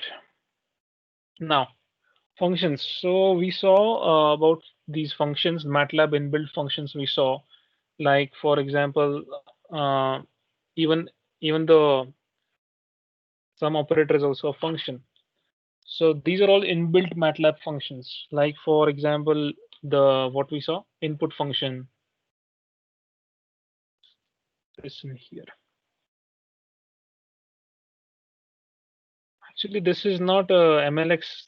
This takeaway is not having any code in this. So that's no point in writing there, but let's keep this on for consistency. functions. Functions. So inbuilt functions there are. So input function maybe fprintf, or plot, or so I'm note that I'm writing these parentheses because this I'll explain why parentheses is to be written. So input, printf, plot, or let's say what if, or what else did we use? Length, yeah, length, or s2r to double, s2r to double, right? Length. So all these functions are inbuilt Matlab functions. Okay, so there are some sort of Matlab file itself. So their Matlab files are written themselves inside the Matlab's directory. So in this case, in our case, when you are using Matlab Online Access, these functions are stored in the Matlab servers out there somewhere. And in those servers, there are these files kept inside input.m, fprintf.m, plot.m. And whenever you are calling them, so automatically does those reference checks to the Matlab servers and checks whether these functions are existent or not. And for example, when you call the plot command, it will go and search the Matlab servers and execute this plot depending on what is written in there. So this is how inbuilt functions are there. So because they are inbuilt. And why these parentheses is because we need to give arguments into them. So function will have input, the arguments as an input, and output as just an output. So I think I've gone through this. Let me just see. I think I just went through this, but I didn't go into the details. Did I use functions?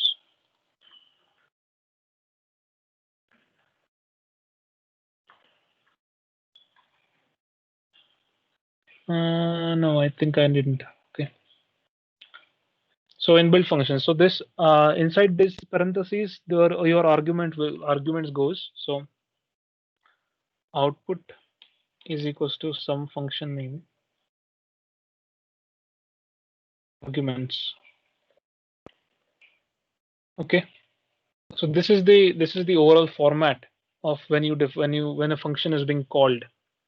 Okay, so you will hear this every time. Functions you're getting called, subroutines. These are keywords, or let's say these are buzzwords in coding, coding language, coding jargon. So some function is getting called means that you just wrote some variable output variable. You called some function like this. When you call a function, it means you just wrote this down with the arguments inside it. So it'll be argument 1, comma argument 2, likewise multiple arguments. Okay, so what we'll do is we'll create a function now. We'll create some function, and in that there will be some arguments, and it will give out some output. So now how? We'll see. So the syntax is like this: function space. Now you specify what output you want, or what should be what. So what in what variable output should be stored. So for now, in our case, let's say the decimal number is our output. Decimal number is our output. Okay, let me just make sure if this will be good example. We'll take this.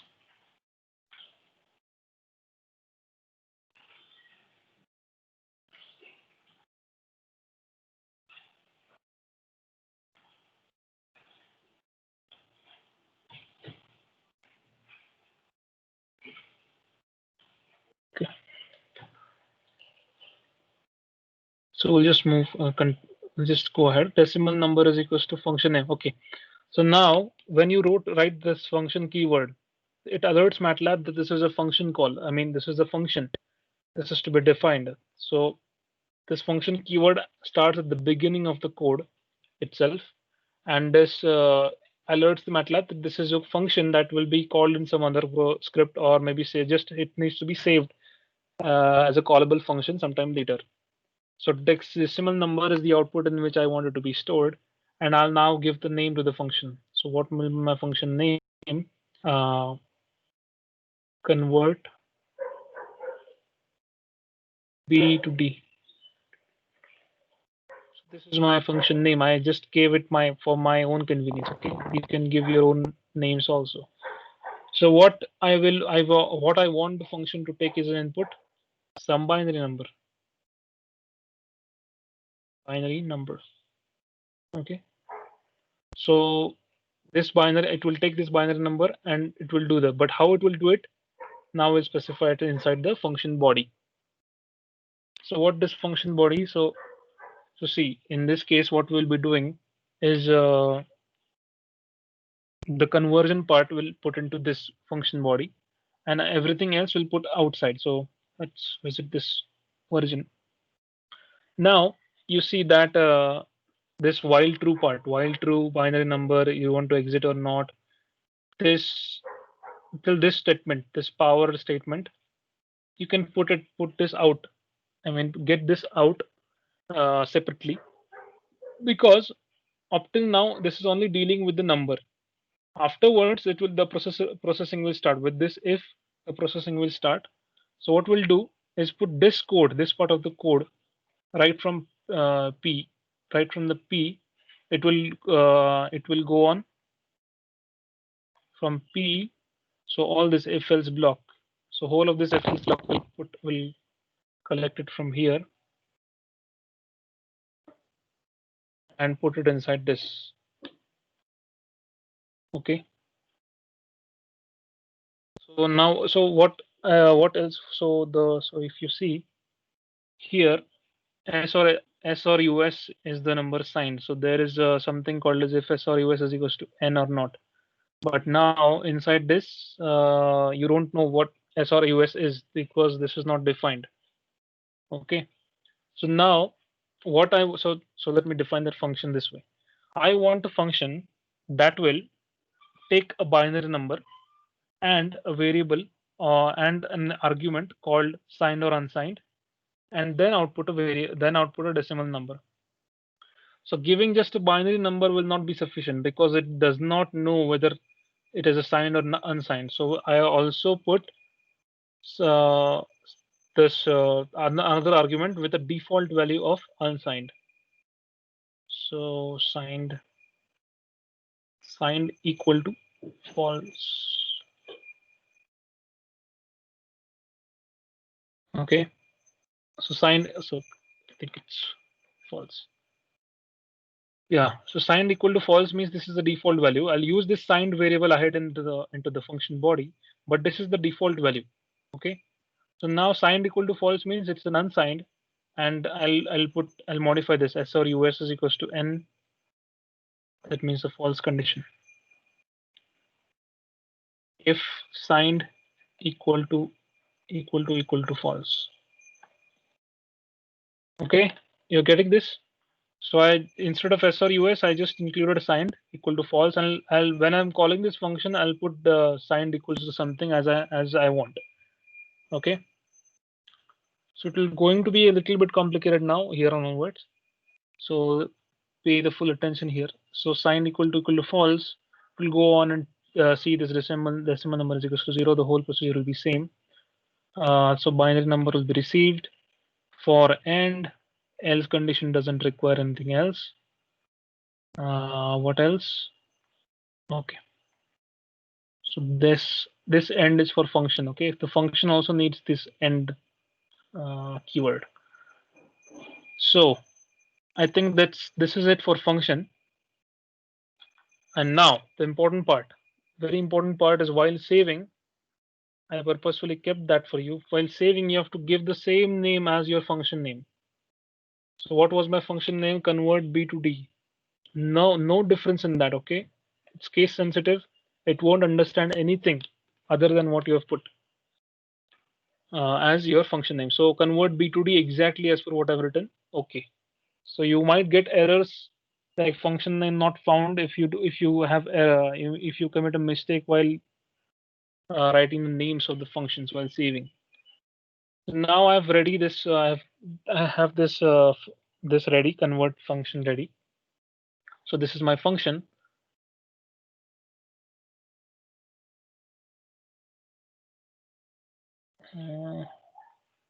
Invalid syntax at W. I don't know whether this accepts default arguments or not.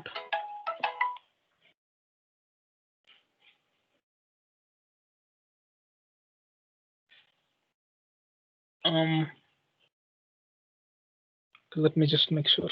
So this is warning me of some sort of a syntax error. I'll see what it is. Okay. So yeah, this is the function for now. So now what I want is I will have to give it binary numbers repetitively. Okay. So I'll use the same kind of code. I'll use a new script here. Binary to version. Binary to tech version 4.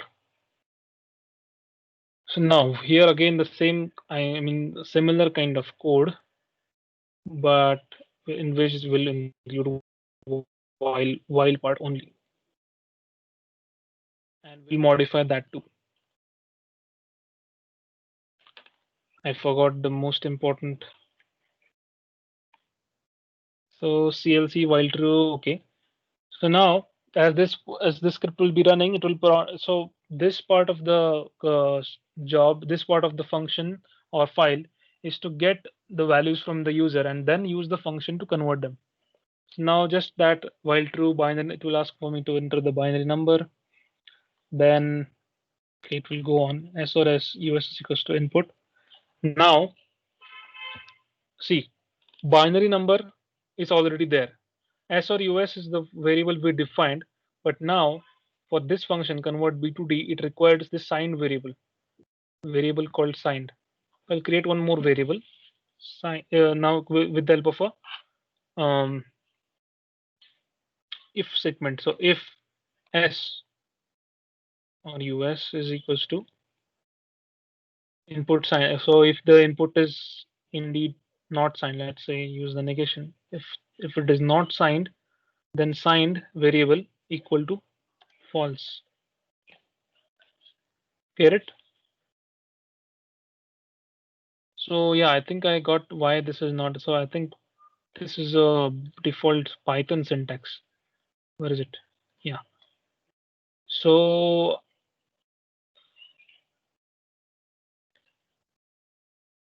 I'm not sure.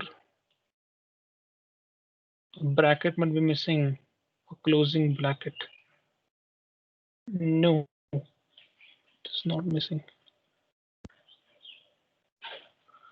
I don't know. So what we'll do is just include this. There's no default value. So signed or unsigned. So this is just a signed variable, and if signed is equals to false, we'll execute that. So if s is equal, if s or us is not, so if I'm specifying an unsigned integer, signed will be assigned a false value, boolean value, and then we are ready to call the function now. So see, I'm now calling the function. So decimal number is equals to convert B to D, and what are the arguments? Binary number and signed variable. That's it.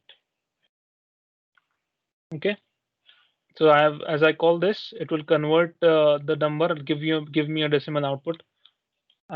So basically inside the decimal number, this function, there are print statements, right? It will automatically print out. I don't need to print anything else now. I'll put an end to while, and as you can see, everything will, I think, work out fine. So we'll see what happens. So let's run this. Enter the binary number. Is the number signed? No. Okay. Yes, it is working. So enter the binary number again, 110. Well, the number is signed. Oh,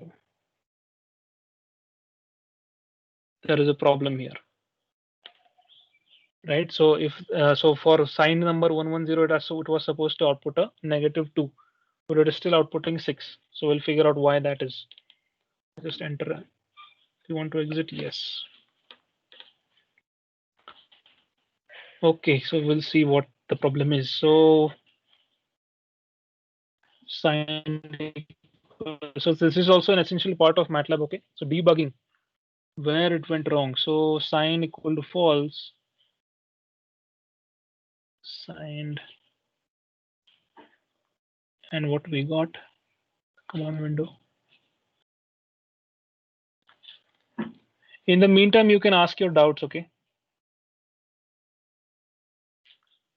you can go and ask your doubts if you have any. Anybody?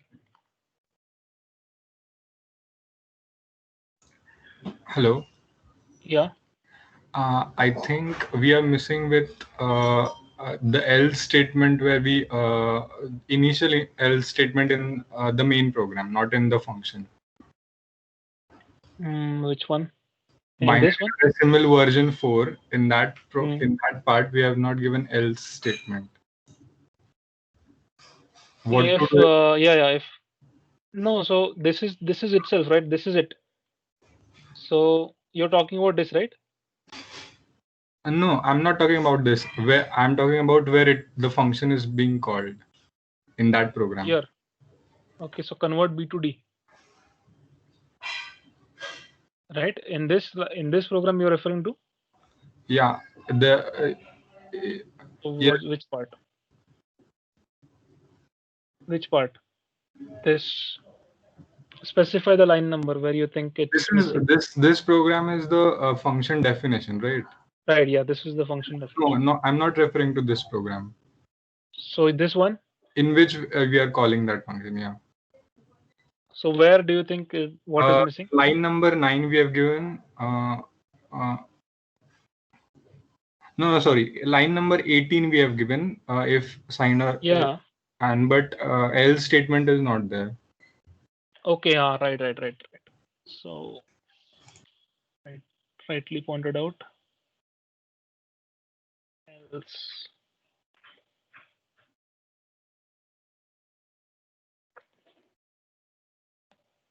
Nice. Good one. So signed, yeah. Now it will take true values when I put y, and then it will go on rightly. So let's run this.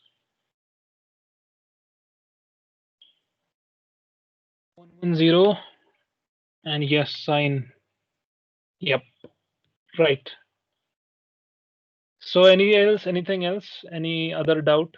Is this too much to take, or was it okay?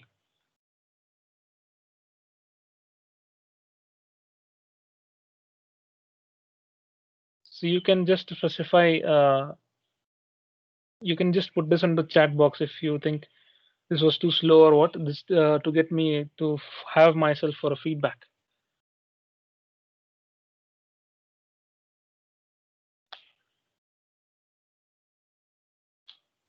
Fast or slow? Just one or two words. Fast or slow? What you thought it was? How you thought it was? So that I can go ahead.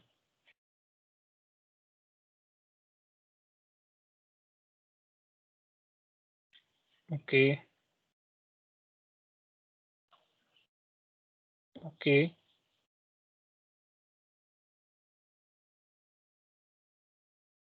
Okay. Cool. So I presume you're understanding all this. So right now, what you saw is how to convert to functions, how to call them here. So you called it. Where do you call it? Yeah, here. So you call the function with this signed these variables. Okay. So this is it, I think, for functions and stuff. So this was what I planned to cover. Now there's another one. One more thing actually we can create a version 5 also, in which case we'll be reading the data not from user but from files, from some CSV file. So let's say there is a CSV file that contains a lot of binary numbers, and that you want to convert those binary numbers to decimals. So that we can go ahead for now, since there are 15 minutes more left. We can cover that much, and then maybe in tomorrow's session, which is the last session, we'll move on to some of the advanced topics like optimization toolbox and probably so solving some differential equations and solving linear system of equations, likewise like that. So um see, we haven't covered a lot of advanced topics because no one might need them, because these are very specialized field related applications. So the session was to make you familiar with the coding practices, everything like this, what we did. So now if you if you see now, you'll not feel any more alien towards MATLAB. You'll be getting how to define functions, loops, while loops, matrices, and all. So now, okay, let's start with the script, new script. Why is it not allowing me? Let's try to close.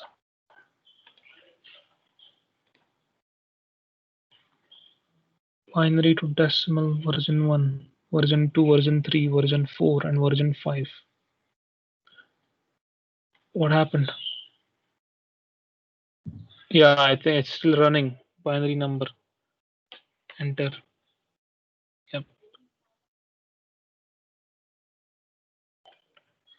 Okay. So now one more script, version 5. Now the while loop is not really needed, I think. So we'll read a CSV file and it will go into a matrix format. So let's just create one Excel file. Okay, I'll create on the background for you.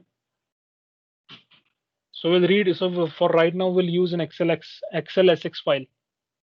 Okay, it's a simple Excel workbook, and let's put some values in this. I'll put some values in the background.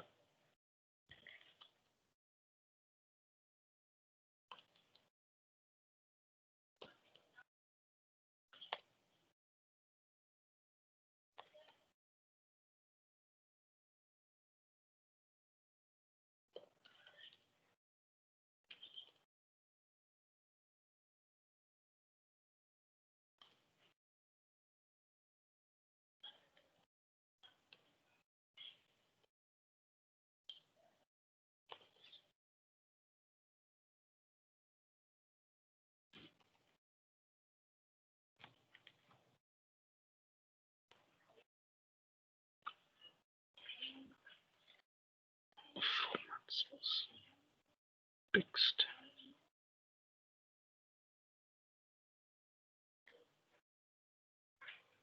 Oh my god, it's becoming.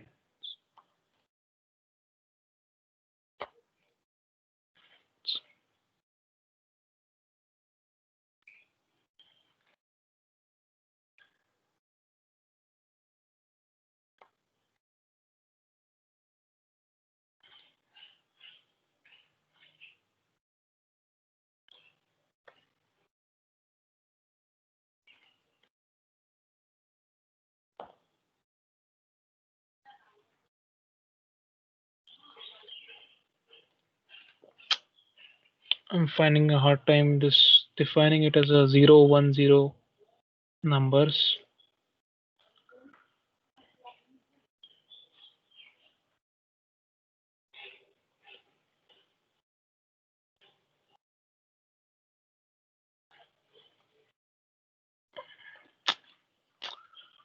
It's not that easy to create a binary numbers.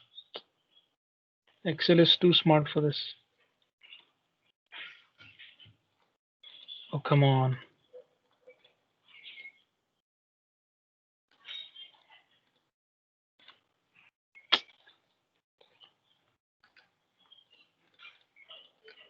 Okay, just give me a minute.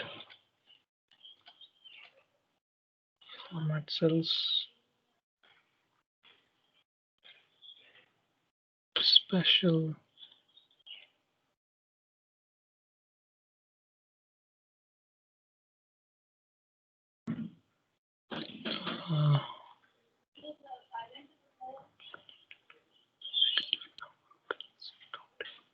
Nope, I think it's just removing these zeros.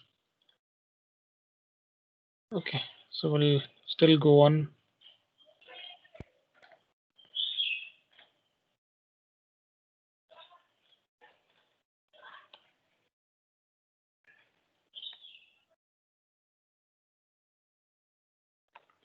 Sadly, the numbers all will be starting with 1. I can't spend time more than this figuring out why that happened.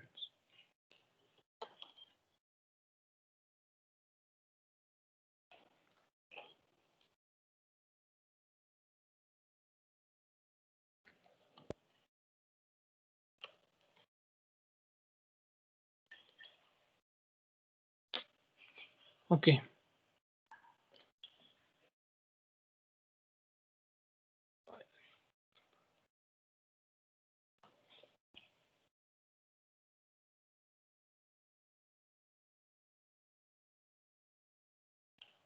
Okay, I created a file, binary numbers file. Sorry, the screen wasn't visible because I was working. So now see, I'm this version, see, binary to decimal version 4 file, or let's say in this particular file, binary to decimal version 5, I'll call this read function, right? Read CSV or read table function. So in that case, the file should be kept in my working directory. So let's just make sure where we are right now. So yeah, we are inside this MATLAB drive. So we'll put the same thing in the MATLAB drive itself. Where is this kept? Binary numbers? Yeah. So where is it? Yeah, see, binary numbers dot xlsx, right? So this is how you put the. I mean, this is why you put. This is why working directory is important. Okay, so let's take this code and then modify a little bit. So while true is not needed, I think, because so you will be taking the numbers from the file itself.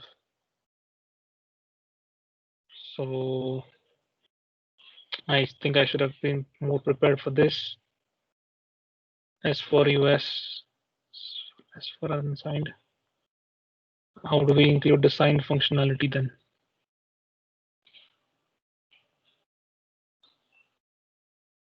Okay, just get rid of this. Not needed. I think this will not be needed. Nothing will be needed. Sadly. Okay, so read. So what happens is when you read this, this. Sorry, when you read a CSV or any for that matter any Excel workbook or CSV is just comma separated values, and you can save so .csv format when you're saving an Excel workbook. But see, we have used the binary number .xlsx. So at first for the third rows and 4 columns of it will be the numbers are filled up. So while you use this function read table, so let's use this binary matrix. Binary matrix is equals to read table. File name is binary. The binary name .xlsx. So this will read the binary matrix, and whatever the read table will read from the binary name binary numbers.xlsx, it will store it into the binary matrix. So this variable, this will automatically create. I mean, the read table will automatically create a matrix, and this matrix will be stored in the binary mat variable. Okay. So now what I want is to take binary mats. So this is a binary matrix of which I want first column to be taken and converted to decimals. So let's say, okay, so I'll directly write down the function that we used. Decimal number is equals to convert B to D, and I'll use binary matrix. Binary mat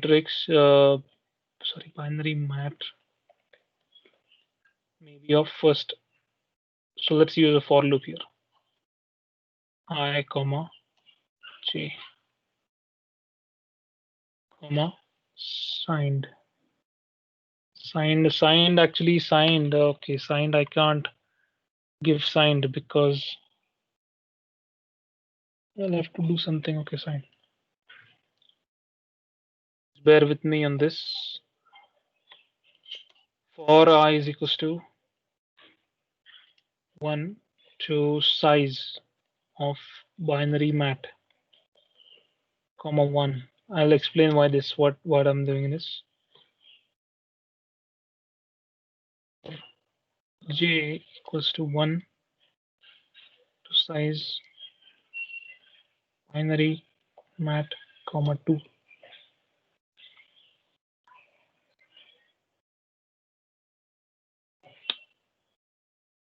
Okay, so what I'm doing is I'm indexing all the elements of this matrix. Okay, so I is equals to 1 to size binary mat comma 1, which means I'm asking for size of the binary matrix, but only the number of rows. 1 means the number of rows, and whereas this means the number of columns. So so I will jump from 1 to 3, whereas J will run from 1 to 4 because this is the size of our matrix. So it will be for let's say for first iteration of I is equals to 1, J will repeat 3 times. Sorry, 4 times.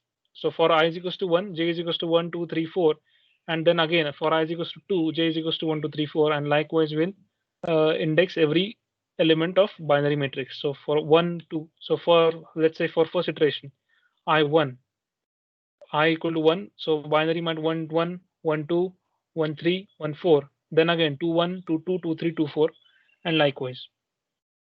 So now I'll still have to provide this signed information to this signed information. So what I'll do is okay. So I will do something that so third column, right? So third column of the Sir, matrix. can you please explain that again? I is equal to 1 to size of binary mat. I'll explain. Okay, I'll explain. See, size is a function again which gives you the size of the binary matrix in number of rows and number of rows by number of columns m by n. And when you specify another argument like 1, for example, here I'm asking the MATLAB to give me the number of rows only. So size of binary matrix function will give me m by n, out of which I only want m. So let's say here binary matrix size is number of rows are 3. So the loop will go from I is equals to 1 to 3. And number of columns here are 4. So J will go from 1 to 4. Okay.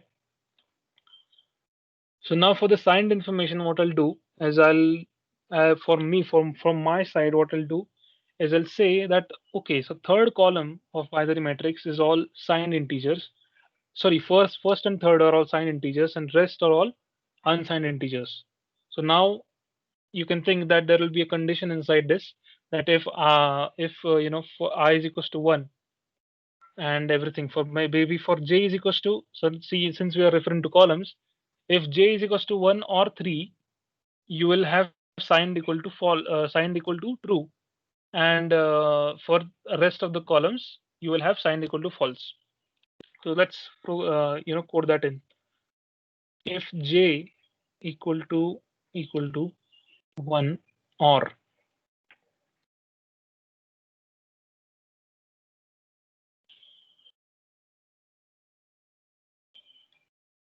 I think double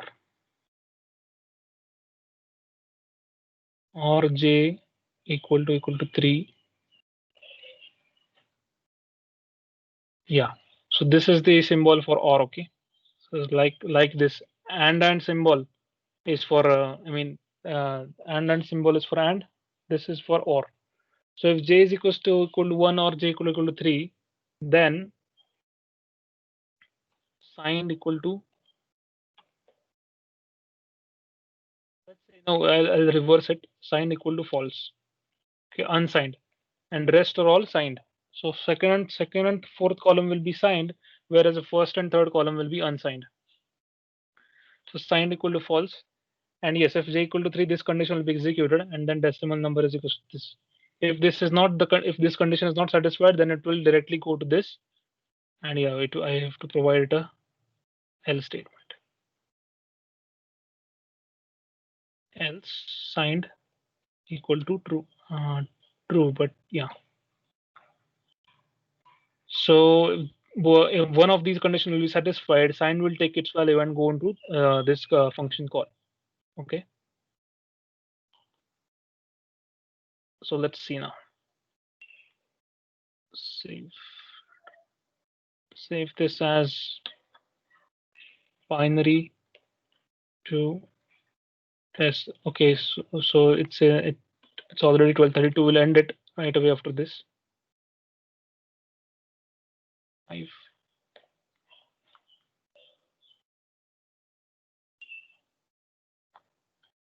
Okay, so let's run this. There is some error, length for input type variables.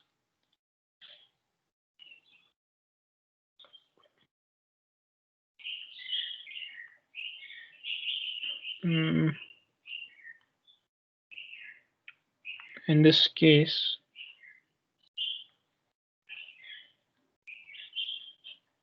okay, so it is taking a table type. So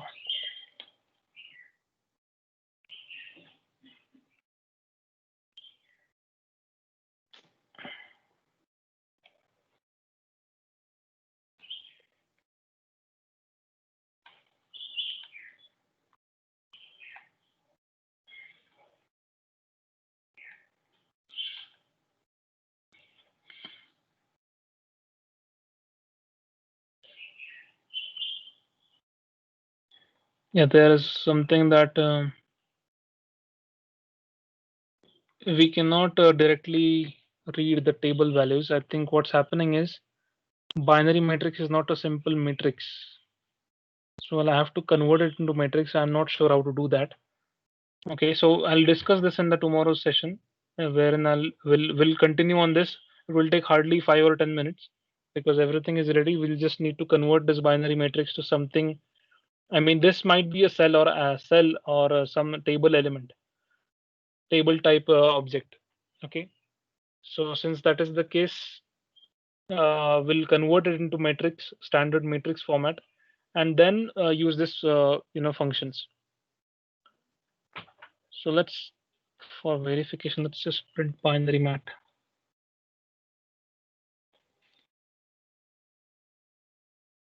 Okay, see, so it has read the tables. So it has read the table. This is what I wrote down. Okay, so I think this is this. So the time has run out, and most of you will be directly leaving. So yeah, the attendance has gone down drastically. Okay, so any doubts? I mean, if you have time, maybe I can take some doubts. But other than that, people can leave if you don't have doubts. Hello, hello. Yeah. So, what is the second argument represent in that size function? So I told na size comma 1. This argument mentions whether you want number of rows or number of columns. So 1 means number of row is equal to 1. No. 1 means I'm specifying whether I want rows or columns. 2, so 1 means I want rows. 2 means I want columns. Okay. It's like a button. So cannot we take 1 and 2 at a time? No, so 1 and 2. If you take 1 and 2, then it will directly. So if you don't specify this 1, it will give you values in. So let's do this. A is equals to I 3. So that's zeros 3, 5. And if I put size of A, I will get 3, 5, right? Number of rows. So that is what we can get if you don't specify any argument after after the variable which you want size for. I'll do this now. Size a comma 2. I will get only 5. Okay. Okay. So anything else? People can leave if you. Hello. Yeah. Hello, sir. In my code, this shows an error when I call this function convert D to D. What is the error you're getting? It says written that error in binary to decimal version 4, line 22, and then function is written. I think I will have to see the screen, but you can maybe post a screenshot later on in the WhatsApp group. Okay, I will resolve that later on. Okay, sir. I'll share all these scripts, all these versions of codes and the function to you, along with the live script. Other than that, any questions? No, sir. Thank you. Okay. Hello. Yeah. Hello, sir. I did not get how you uploaded the file on the Matlab, and since I am using Matlab online, I had issues with it. Means I did not get how to read data from the other Yeah, file. Means so there is an upload button, right? And on the screen, on at least on the Matlab desktop version, there is an upload button. Yes. So you have to find on your mobile where this upload function is or upload button is. Once you get that, you can just click on upload, and it will ask for you to browse the file on your phone, and it will just upload it. Okay. And how to read the data? That readable file, read table is enough. Read table is the function that you call, whatever were seen here, and this read table will create something in the form of a table. I mean, it creates a table object like this. Okay. But then we have to convert this table into some form that I cannot take it right now. Okay. Time has run out. So maybe we can join this, maybe continue on this tomorrow onwards. Yeah, fine. Very fine. Okay. Thank you. Anything else? Yeah, thank you. So I think we'll end it. If nobody has any question, we'll end it. Hello, can I ask something about the assignment? Assignment. Okay, those who have questions about assignments will stop for 5 minutes after this. So let others leave if you have any other questions. Just about the assignment. Okay, guys. So if you don't have any questions, you can leave. Thank you. Thanks a lot. We'll join tomorrow onward. Tomorrow 10 p.m. 10 a.m. sharp.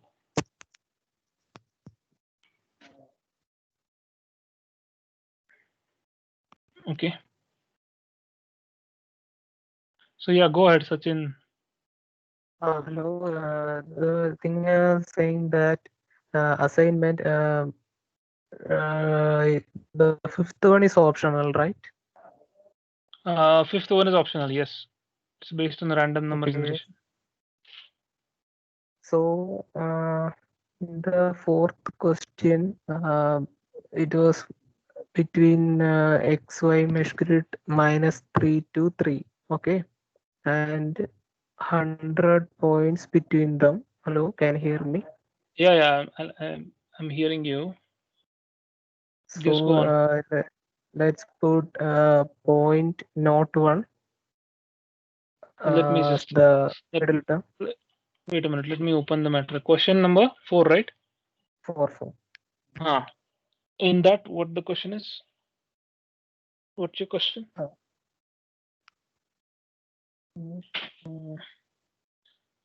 Hello? Hello. Yeah. XY ranging from -3 to 3 and containing 100 points in between. Right.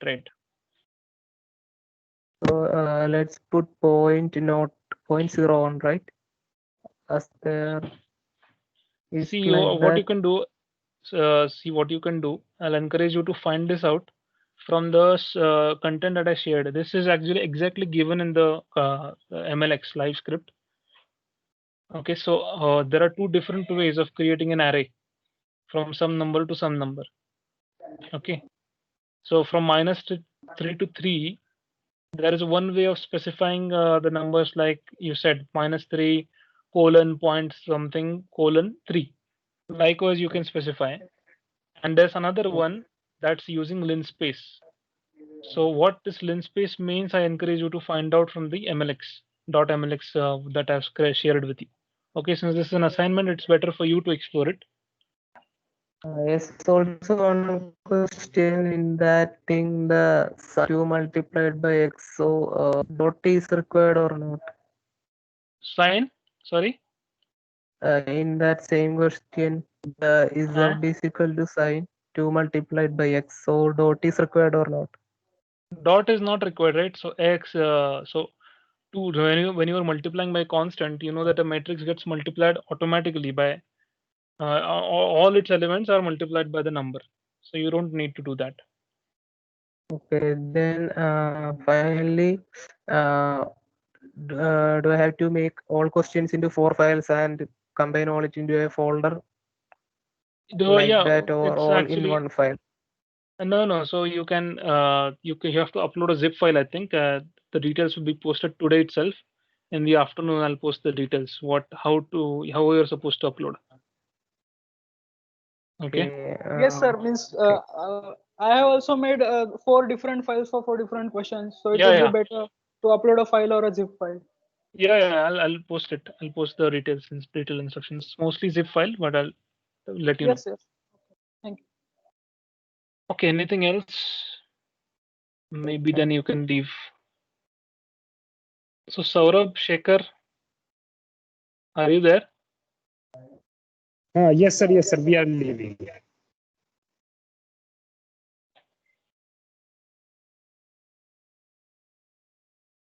Saurabh, can you hear me?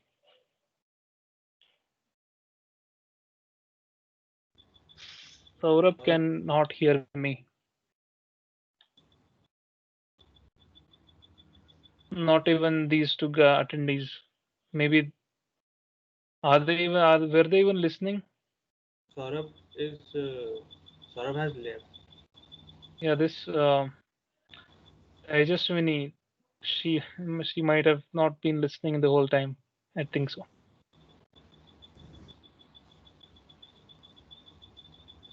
Okay, so this is it. So last day tomorrow. So the record you can